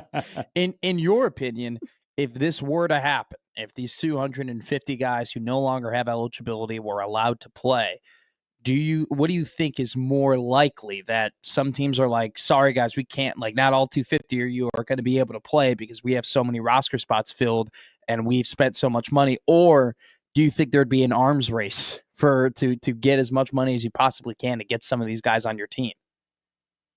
Yeah, there would be. And I don't think all 250 would be signed, truthfully, because so many teams are going to go throughout the summer and say, okay, well, our roster's set. Yeah. Like, we're ready for next year. I've already started planning rotations and minute shares and this, that, and the other. So some teams that won't even cross their mind. They've already set their rosters and boom, we're ready to go. Those 250 don't matter. But, for teams, and I'd imagine a lot are going to do this, for teams like Creighton that, I think will leave a spot open. Oh, absolutely. Yeah.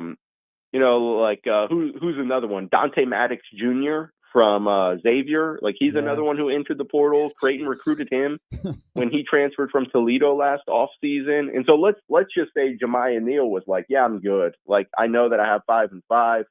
I know I get a fifth year, but like, I'm ready to move on. I'm good. Let's say that were to happen. You're going to have teams like Creighton all going after, let's say, a Dante Maddox Jr., right? And they certainly would not be the only one. Because again, it's really hard to replicate with a freshman or sophomore, 5 years of experience and talented experience at that. So I think it would turn into an arms race. I really would. The problem is, guys, a lot of these non-eligibility, or these players out of eligibility who have entered the portal, they're also eyeing the NBA draft or professional basketball overseas. And there are deadlines for those things. Yeah. Like, they would, in theory, have to pull out of the draft process, not knowing if the 5-year thing was going to pass. So it's complicated. For those reasons, I don't think that it happens, but it certainly could. And if it does, really, it'd be like all hell breaking loose late in the summer. Yeah, such a normal sport. And we get, of course. Yes, we get to talk about it and cover it. John, as always, we appreciate it. Thank you. Thanks, guys. Thanks, John. It's John Walker from the Omaha World Herald. It'd be terrible if that were to happen. It would. Some places would probably be okay if they were anticipating and they had room. Others, it would be uncomfortable because of players you've added. I think more coaches would be like, nah, I'm good. The middle to the bottom tier would be left alone. Mm-hmm. It would be those 1 or 2 guys that could put you in the Final Four. Yeah. That it would be, like for example, would you, if you're Nebraska, and this is all hypothetical, sure, Dawson Garcia, if this passes, would Nebraska pursue a Dawson Garcia? I think so. Yeah, I think that's so that's why I keep saying, like, Nebraska has 2 spots open. Do they leave one open? You know, like John was talking about Creighton. Do they leave one open just in case? I would. Just in case in the middle of the summer there's just chaos and all of a sudden there's a new pool of players and you still have a little bit of cash. Yeah. And you have a spot and a need. I would do it. The reason why I would do it is that there's no one that you're going to use the scholarship on right now that would be more impactful than a guy that is, one of those top guys that is out of eligibility in the portal. You're just right now, it's done. I mean, the transfer portal window's kind of over. Like the guys that you're adding are going to be on the back ends of your bench. They're going to be dudes that maybe you're investing in for potential for the future. These guys in the portal, some of these guys, they're not just like, oh, we're veterans. They're dudes. They are dudes. All right, still to come, Brandon Vogel. When we come back, we'll do something for you that your eyes don't need to see. We'll do that when we come back. It's Gary and Matt on 1620 The Zone.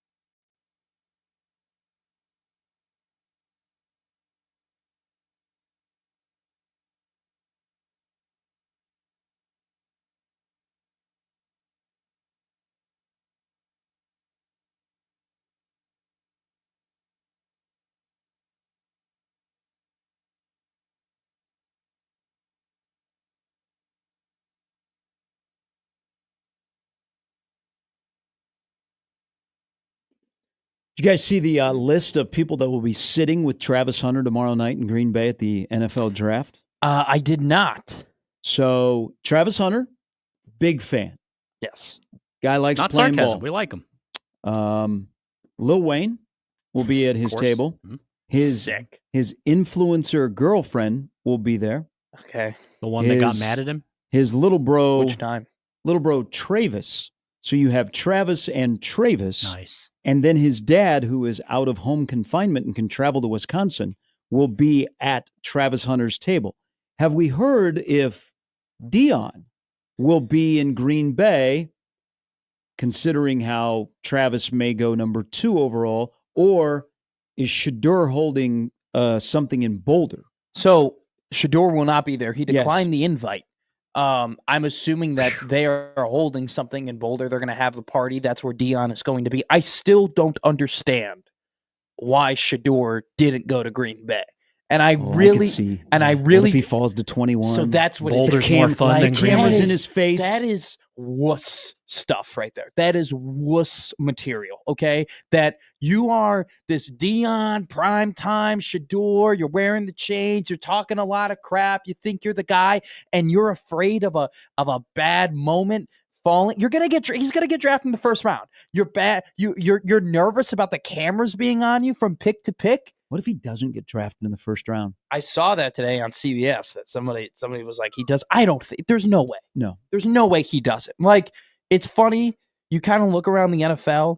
Like, there are teams who clearly need quarterbacks, but some of those teams have such big problems elsewhere where it's like, we're not ready for a quarterback. So like, you only really have 2 or 3 teams who are like desperately like, okay, we would take a first-round quarterback here this year, which is kind of unique. Like, I haven't really seen that. Like, typically you have like 5 or 6 teams where you're like, okay, they definitely need one.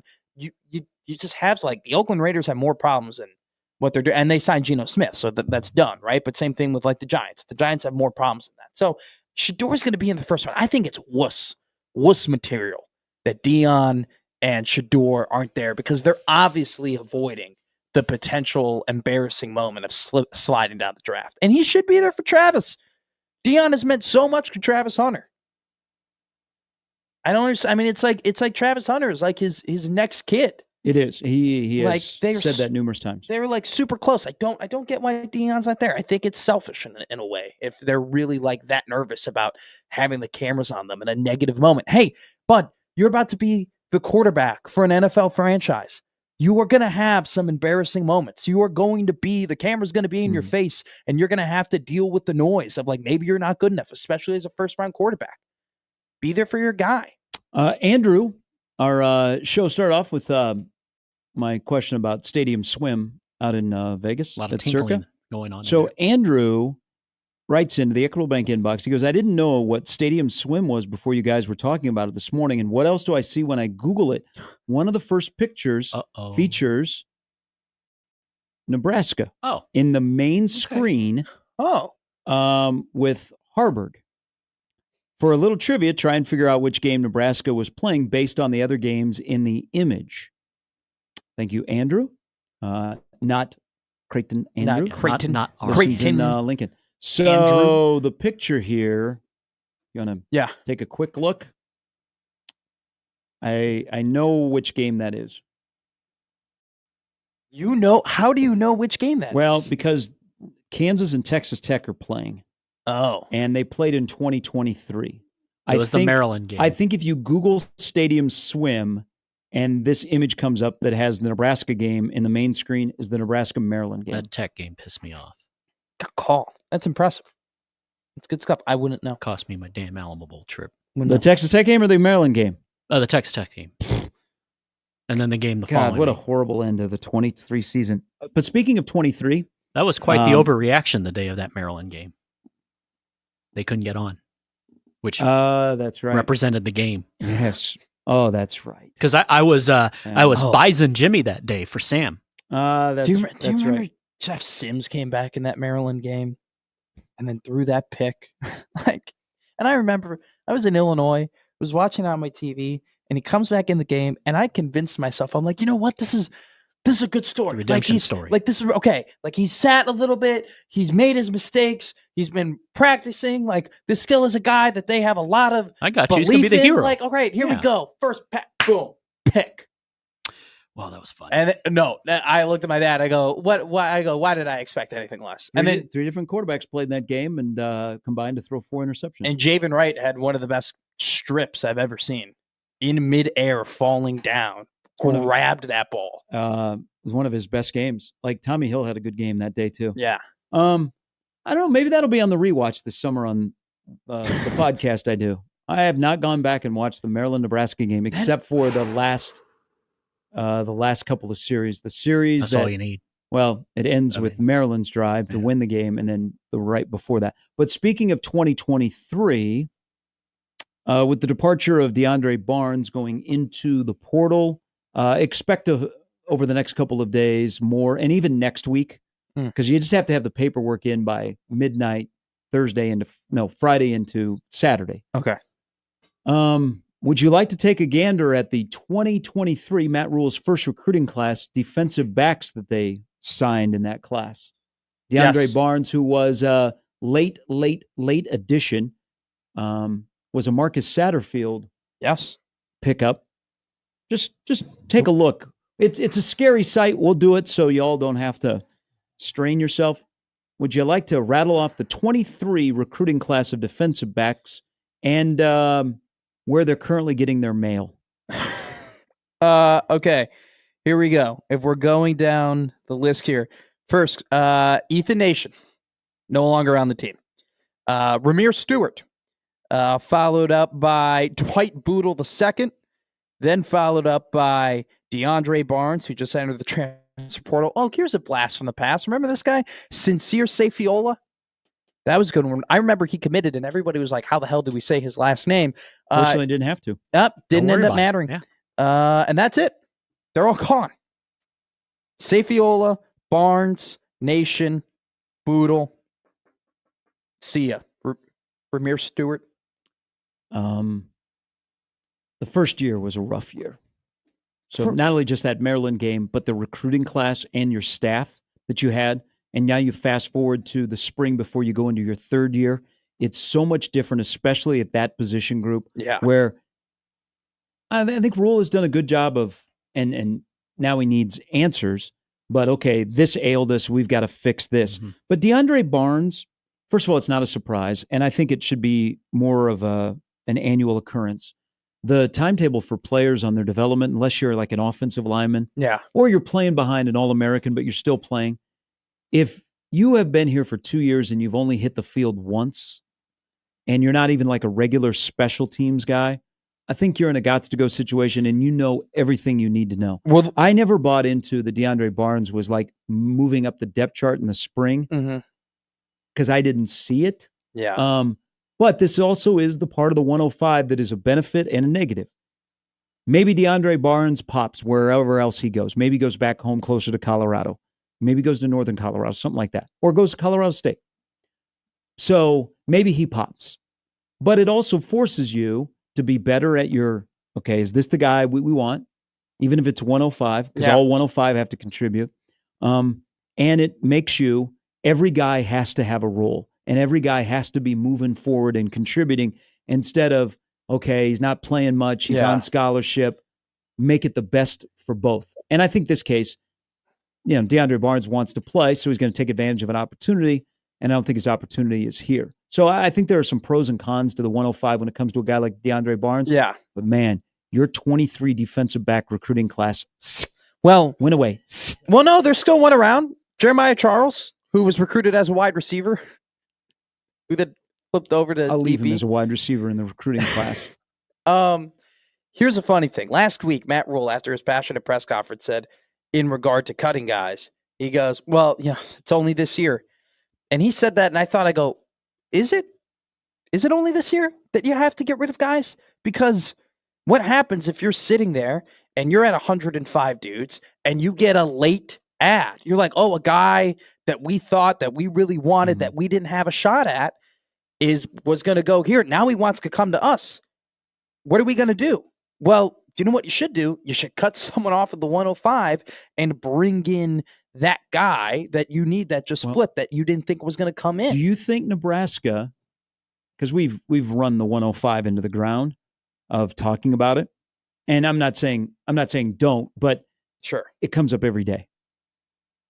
Does Nebraska operate with not a full 105, where they keep a couple of spots open? Now, remember, they're going to be young. Yeah. So it's not like they're going to be completely flipping the roster after this upcoming season or even the following season. I don't know. Maybe, but what would the benefit be to having a couple, like 2 spots open? So you have flexibility. Is that so you don't have to cut guys in that scenario? Because for me, you're in the middle of spring and all of a sudden a position which you could use another body opens up. And you don't have to cut a guy, you just add a guy? Yeah, I'm going to be honest with you.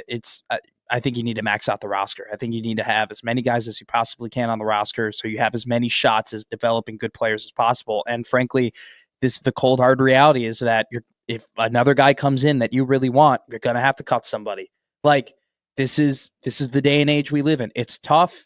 It sucks, if I'm being frank. It's not the college football that we all, knew to love, but this is the business now. Like if you got a guy that you think is better that could help your team, sorry man, we're gonna have to let you go because there's dollars involved now, and that's how you have to act. There is a subtle thing that happened yesterday in Lincoln, and don't overlook this. There's sometimes things are said that are thrown out there. There's other things that are said that get overlooked, but put those on the back burner, like Mr. Bauer, when he is mentioned last year, and you're like, who? Yeah. But you kind of see him out on the field. I think he's going to be a special teams demon. I think he'll be one of those guys that will play on all the special teams and will find a role to get on the field periodically at his position of linebacker. But the fact that they like him. Now, if I'm a player in the Nebraska football program, even if I'm on offense, I'll tell you the guy that I want, what coach I want to like me the most. Eckler. Phil Snow. Phil Snow has the ear of Matt Rule.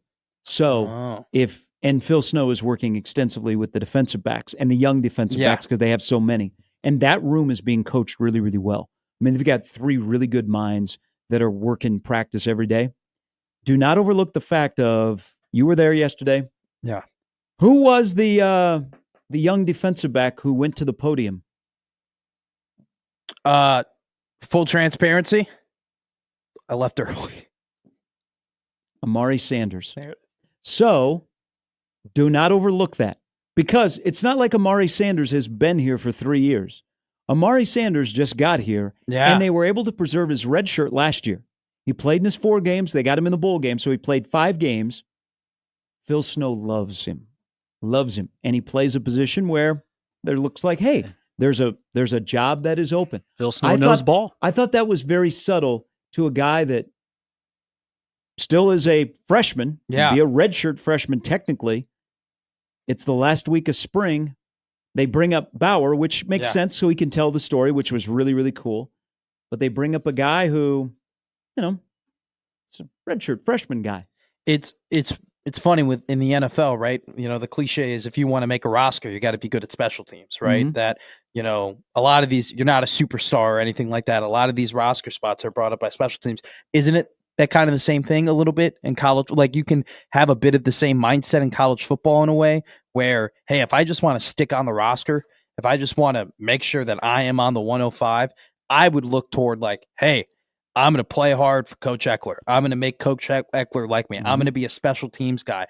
I think there's also the benefit and reward of Coach Eckler being like, no, we're not going to put superstars out there. We're not going to put our starters out there. We're going to put walk-ons and we're going to put backup guys. So the fact that you do have that mentality amongst dudes who may not be the most talented, that they are thinking, hey, I'm going to play really hard in this aspect of this game to impress this coach to stay on the team.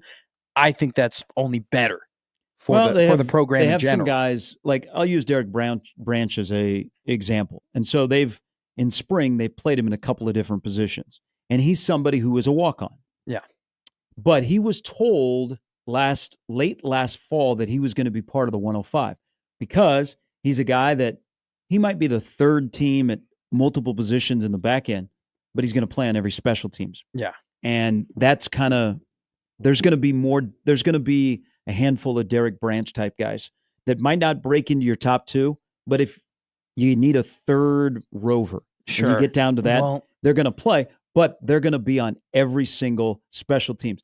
It's how many spots on your full roster do you allocate to guys like Derek Branch on both sides of the ball?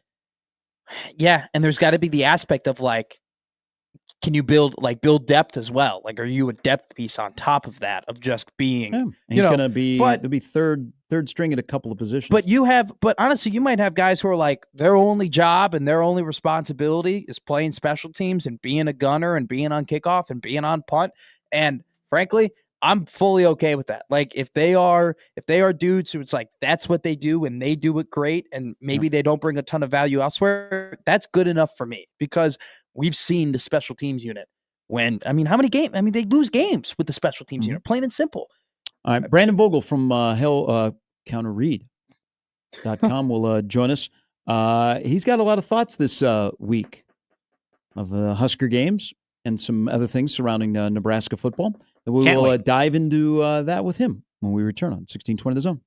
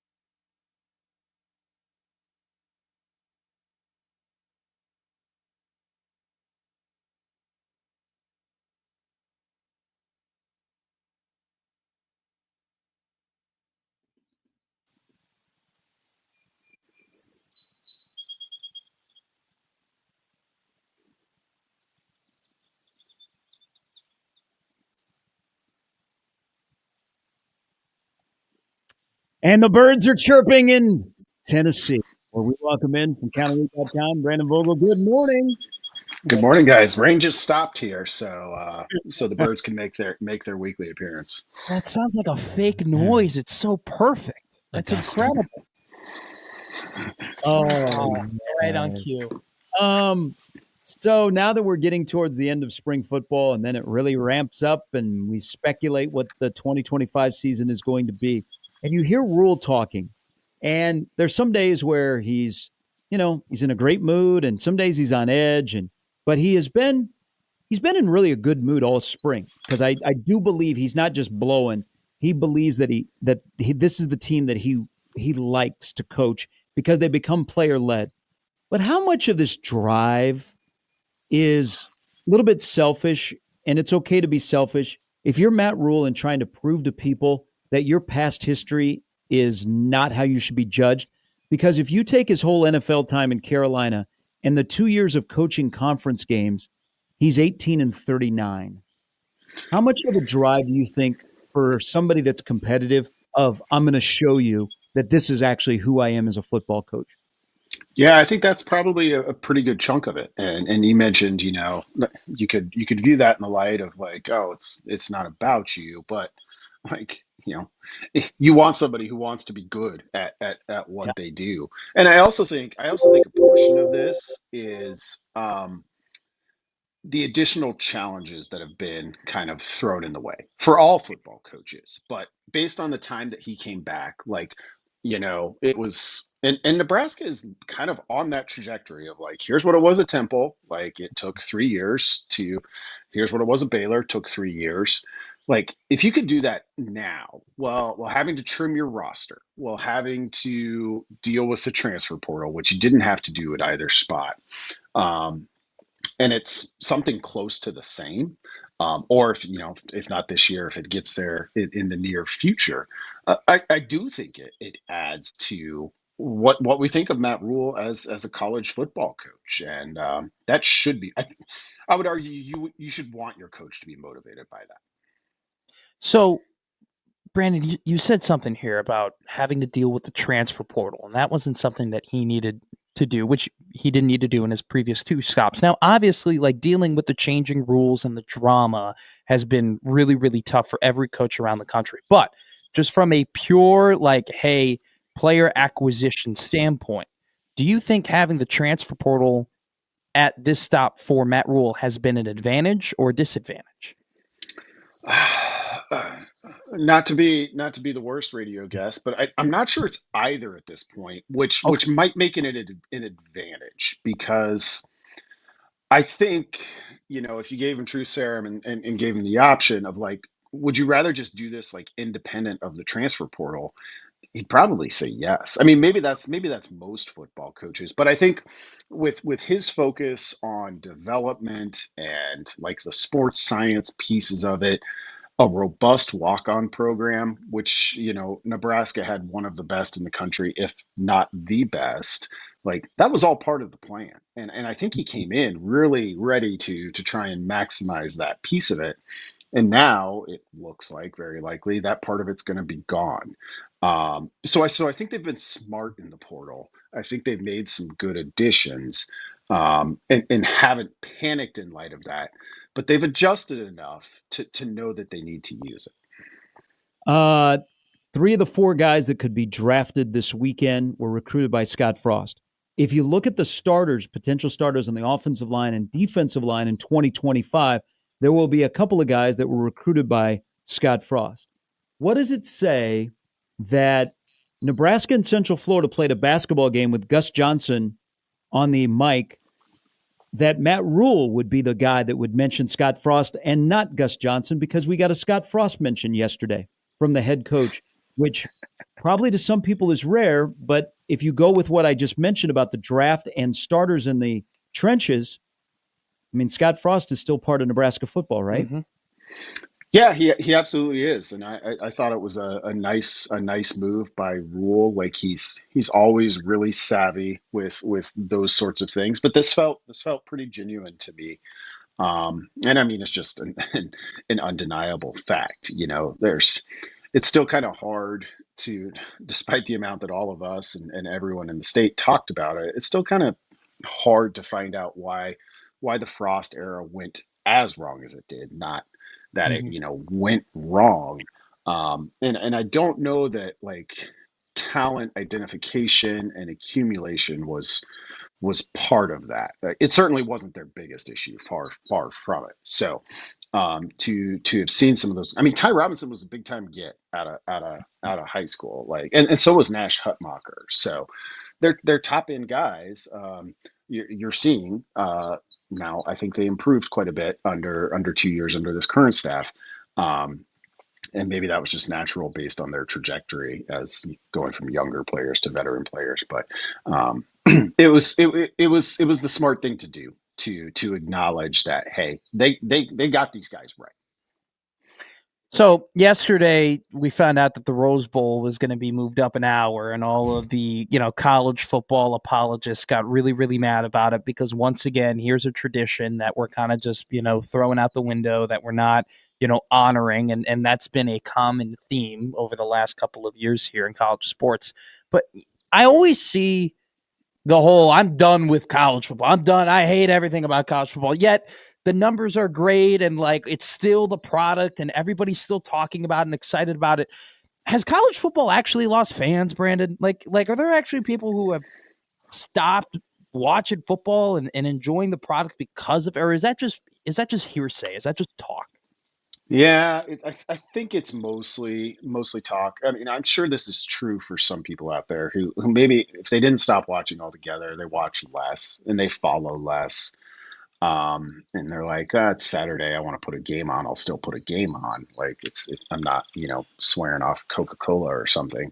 But it's the numbers haven't really suggested that. And I think it's just the nature of the beast of like all of these changes have been so gradual that it feels like there's kind of a new catastrophe every couple of weeks.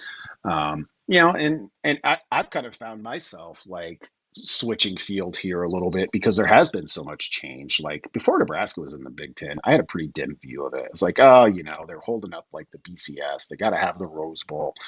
And when you weren't in it, like it just seemed like a hurdle. But to the point now where so much has changed that even a small thing like the Rose Bowl kickoff, which I think needed to move up. Ultimately, I'm kind of like, well, can we at least can somebody hold out for one thing here somewhere? And for a long time, that was the Rose Bowl, and now it's not.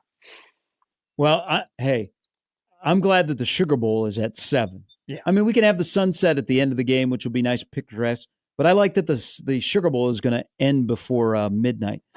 Brandon Vogel from Counter Read joining us. You wrote on Monday, and this was after we talked on Wednesday of Jack McAllister going into the portal in Nebraska, wanting to go in on a rugby-style punters. I highly recommend for all of the subscribers of the Substack of Counter Read, you went into the depth of rugby punting. And there's an interesting stat that 9 teams in the Big Ten last year used an Australian punter. Indiana had a guy from New Zealand. 61 of 133 college football programs have an Australian punter on their roster. In the portal right now, there are a handful of Australian punters. But why the change and the comfortability of Mike Eckler with the rugby style punting? And if it's so popular, how come everybody doesn't do it in college? Well, we've been moving towards that. So this has been happening in college football for like the best I can tell about a decade. I was kind of surprised at like how little kind of big picture stuff there was on rugby punting, and now I'm sort of obsessed with it, at least for the time being. Uh, it's not that it's better than traditional punting on its own. I think it's more forgiving. Like you get more options. And so far, very likely, like you're getting a pretty experienced athlete when you go and get these guys from Australia, New Zealand. Kentucky had a punter from South Africa, obviously a rugby player, who have, they're not 18, they're 25, 26, 27. So that's a piece of it. And then just the skill set, like really kind of diving into this. It was interesting in Australian rules football, where most of these guys come, they're not actually rugby punters. They're Australian rules football players. you know, they use a spiral kick at times there because it travels the farthest. But you don't need hang time if you can buy yourself, a second and a half, 2 seconds by rolling out, and end over end kicks, which rugby putts end up being, or viewed as more accurate. You have a little bit more control. So there's just a lot more kind of upside, I think, to rugby punting. And with Mike Eckler, obviously liked what he saw during his time coaching it that way. So as long as there's not a shortage of supply, which there hasn't been to this point of those type of kickers, there's a lot of upside to go in that way. In fact, I was kind of, I didn't think this at the time last week when it was revealed, but it's a little bit surprising Nebraska hadn't tried it prior to this, given the struggles they've had lately. Jacob Bauer took the podium yesterday, and just a really impressive, just couple minutes from him in general. Walk-ons are essentially done, right? I mean, this is kind of it for them with the 105, unfortunately.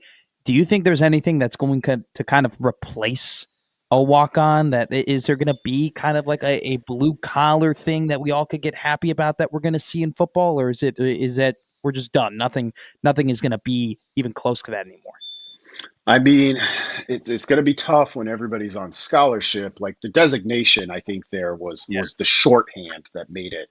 So I think you'll still have some like summer camp stories. Jalen Gramstad, for example, he left and is not the most popular guy at the moment, but James Williams, that was certainly a success story. So I think you'll have those, but Jacob Bauer kind of, just given the timing of it and what we think's coming, kind of represented a little bit of the end of the era. And like he got up there and knocked it out of the park. Like I'm sure you guys felt it. I felt it. Hearing from him for the first time, I was like, okay, yeah, this guy is serious about it. So those sorts of things, unfortunately, I think those kind of stories are going to become a little bit less and less. Can we give him the nickname, the last walk-on? Is that appropriate? But maybe we might have to wait a little bit. Let's let him make like 80 tackles this year and see where things progress, and then we can revisit this in December. God, if he makes 80 tackles, does it mean Shavers is in the portal? Well, good point. Or he's the greatest special teams player of all time. I'd have to check the numbers. I think we can get 80 for Shavers and 80 for Bowers. That would be he is like, I said this the other day, like looking at his backstory, he played at a really good high school in one of the more respected high school football conferences, very much under the radar. The rugby story is fascinating. He's kind of like Stuart Bradley, who, how did he ever make it to Nebraska? Yeah. And all of a sudden, Stuart Bradley turned himself into an NFL player. Oh, yeah. And I was thinking about it yesterday, too, while he was speaking of like that linebacker spot in particular. Reimer started as a walk-on, Bullock, a walk-on. Like, if you had to identify a spot, I think certainly on that side of the ball where it's like, hey, the intangibles matter here quite a bit. It's probably linebackers, specifically like, the inside middle linebacker spot, because just go through Nebraska's history and look at some of the guys who've been really good players there. Aaron wrote about the draft coming up with the connection to Nebraska.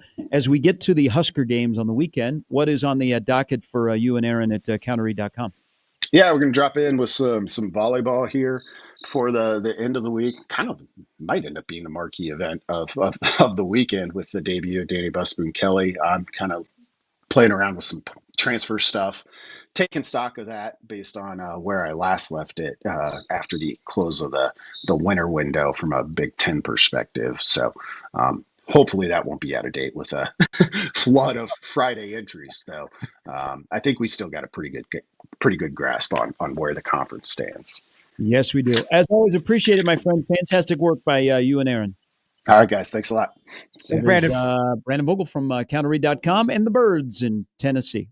That was awesome. Sounds like a country song. Sitting in his little study. Whose outdoor effects are better, Jay Moore's or Brandon Vogel? I got caught on the tail end of the Jay Moore train, so I don't think I can properly answer that question. Maybe halfway through next season we'll get it. But I'll tell you this right now, it's going to be hard to beat Brandon. All right, draft day tomorrow. Make sure you watch the film. We'll have a full breakdown. Yeah, because that's what you're supposed to do, right? Yes, you watch every single player, all 300 of them. Stay out of the woods. Costner, yay or nay? Would that be in his top 10 movies? No. Nay. Okay. But I like it. You watch it once a year, and it should be today. Come on, Tom, you pancake eating. All right, crossover's coming up next. We'll talk to you tomorrow at 6.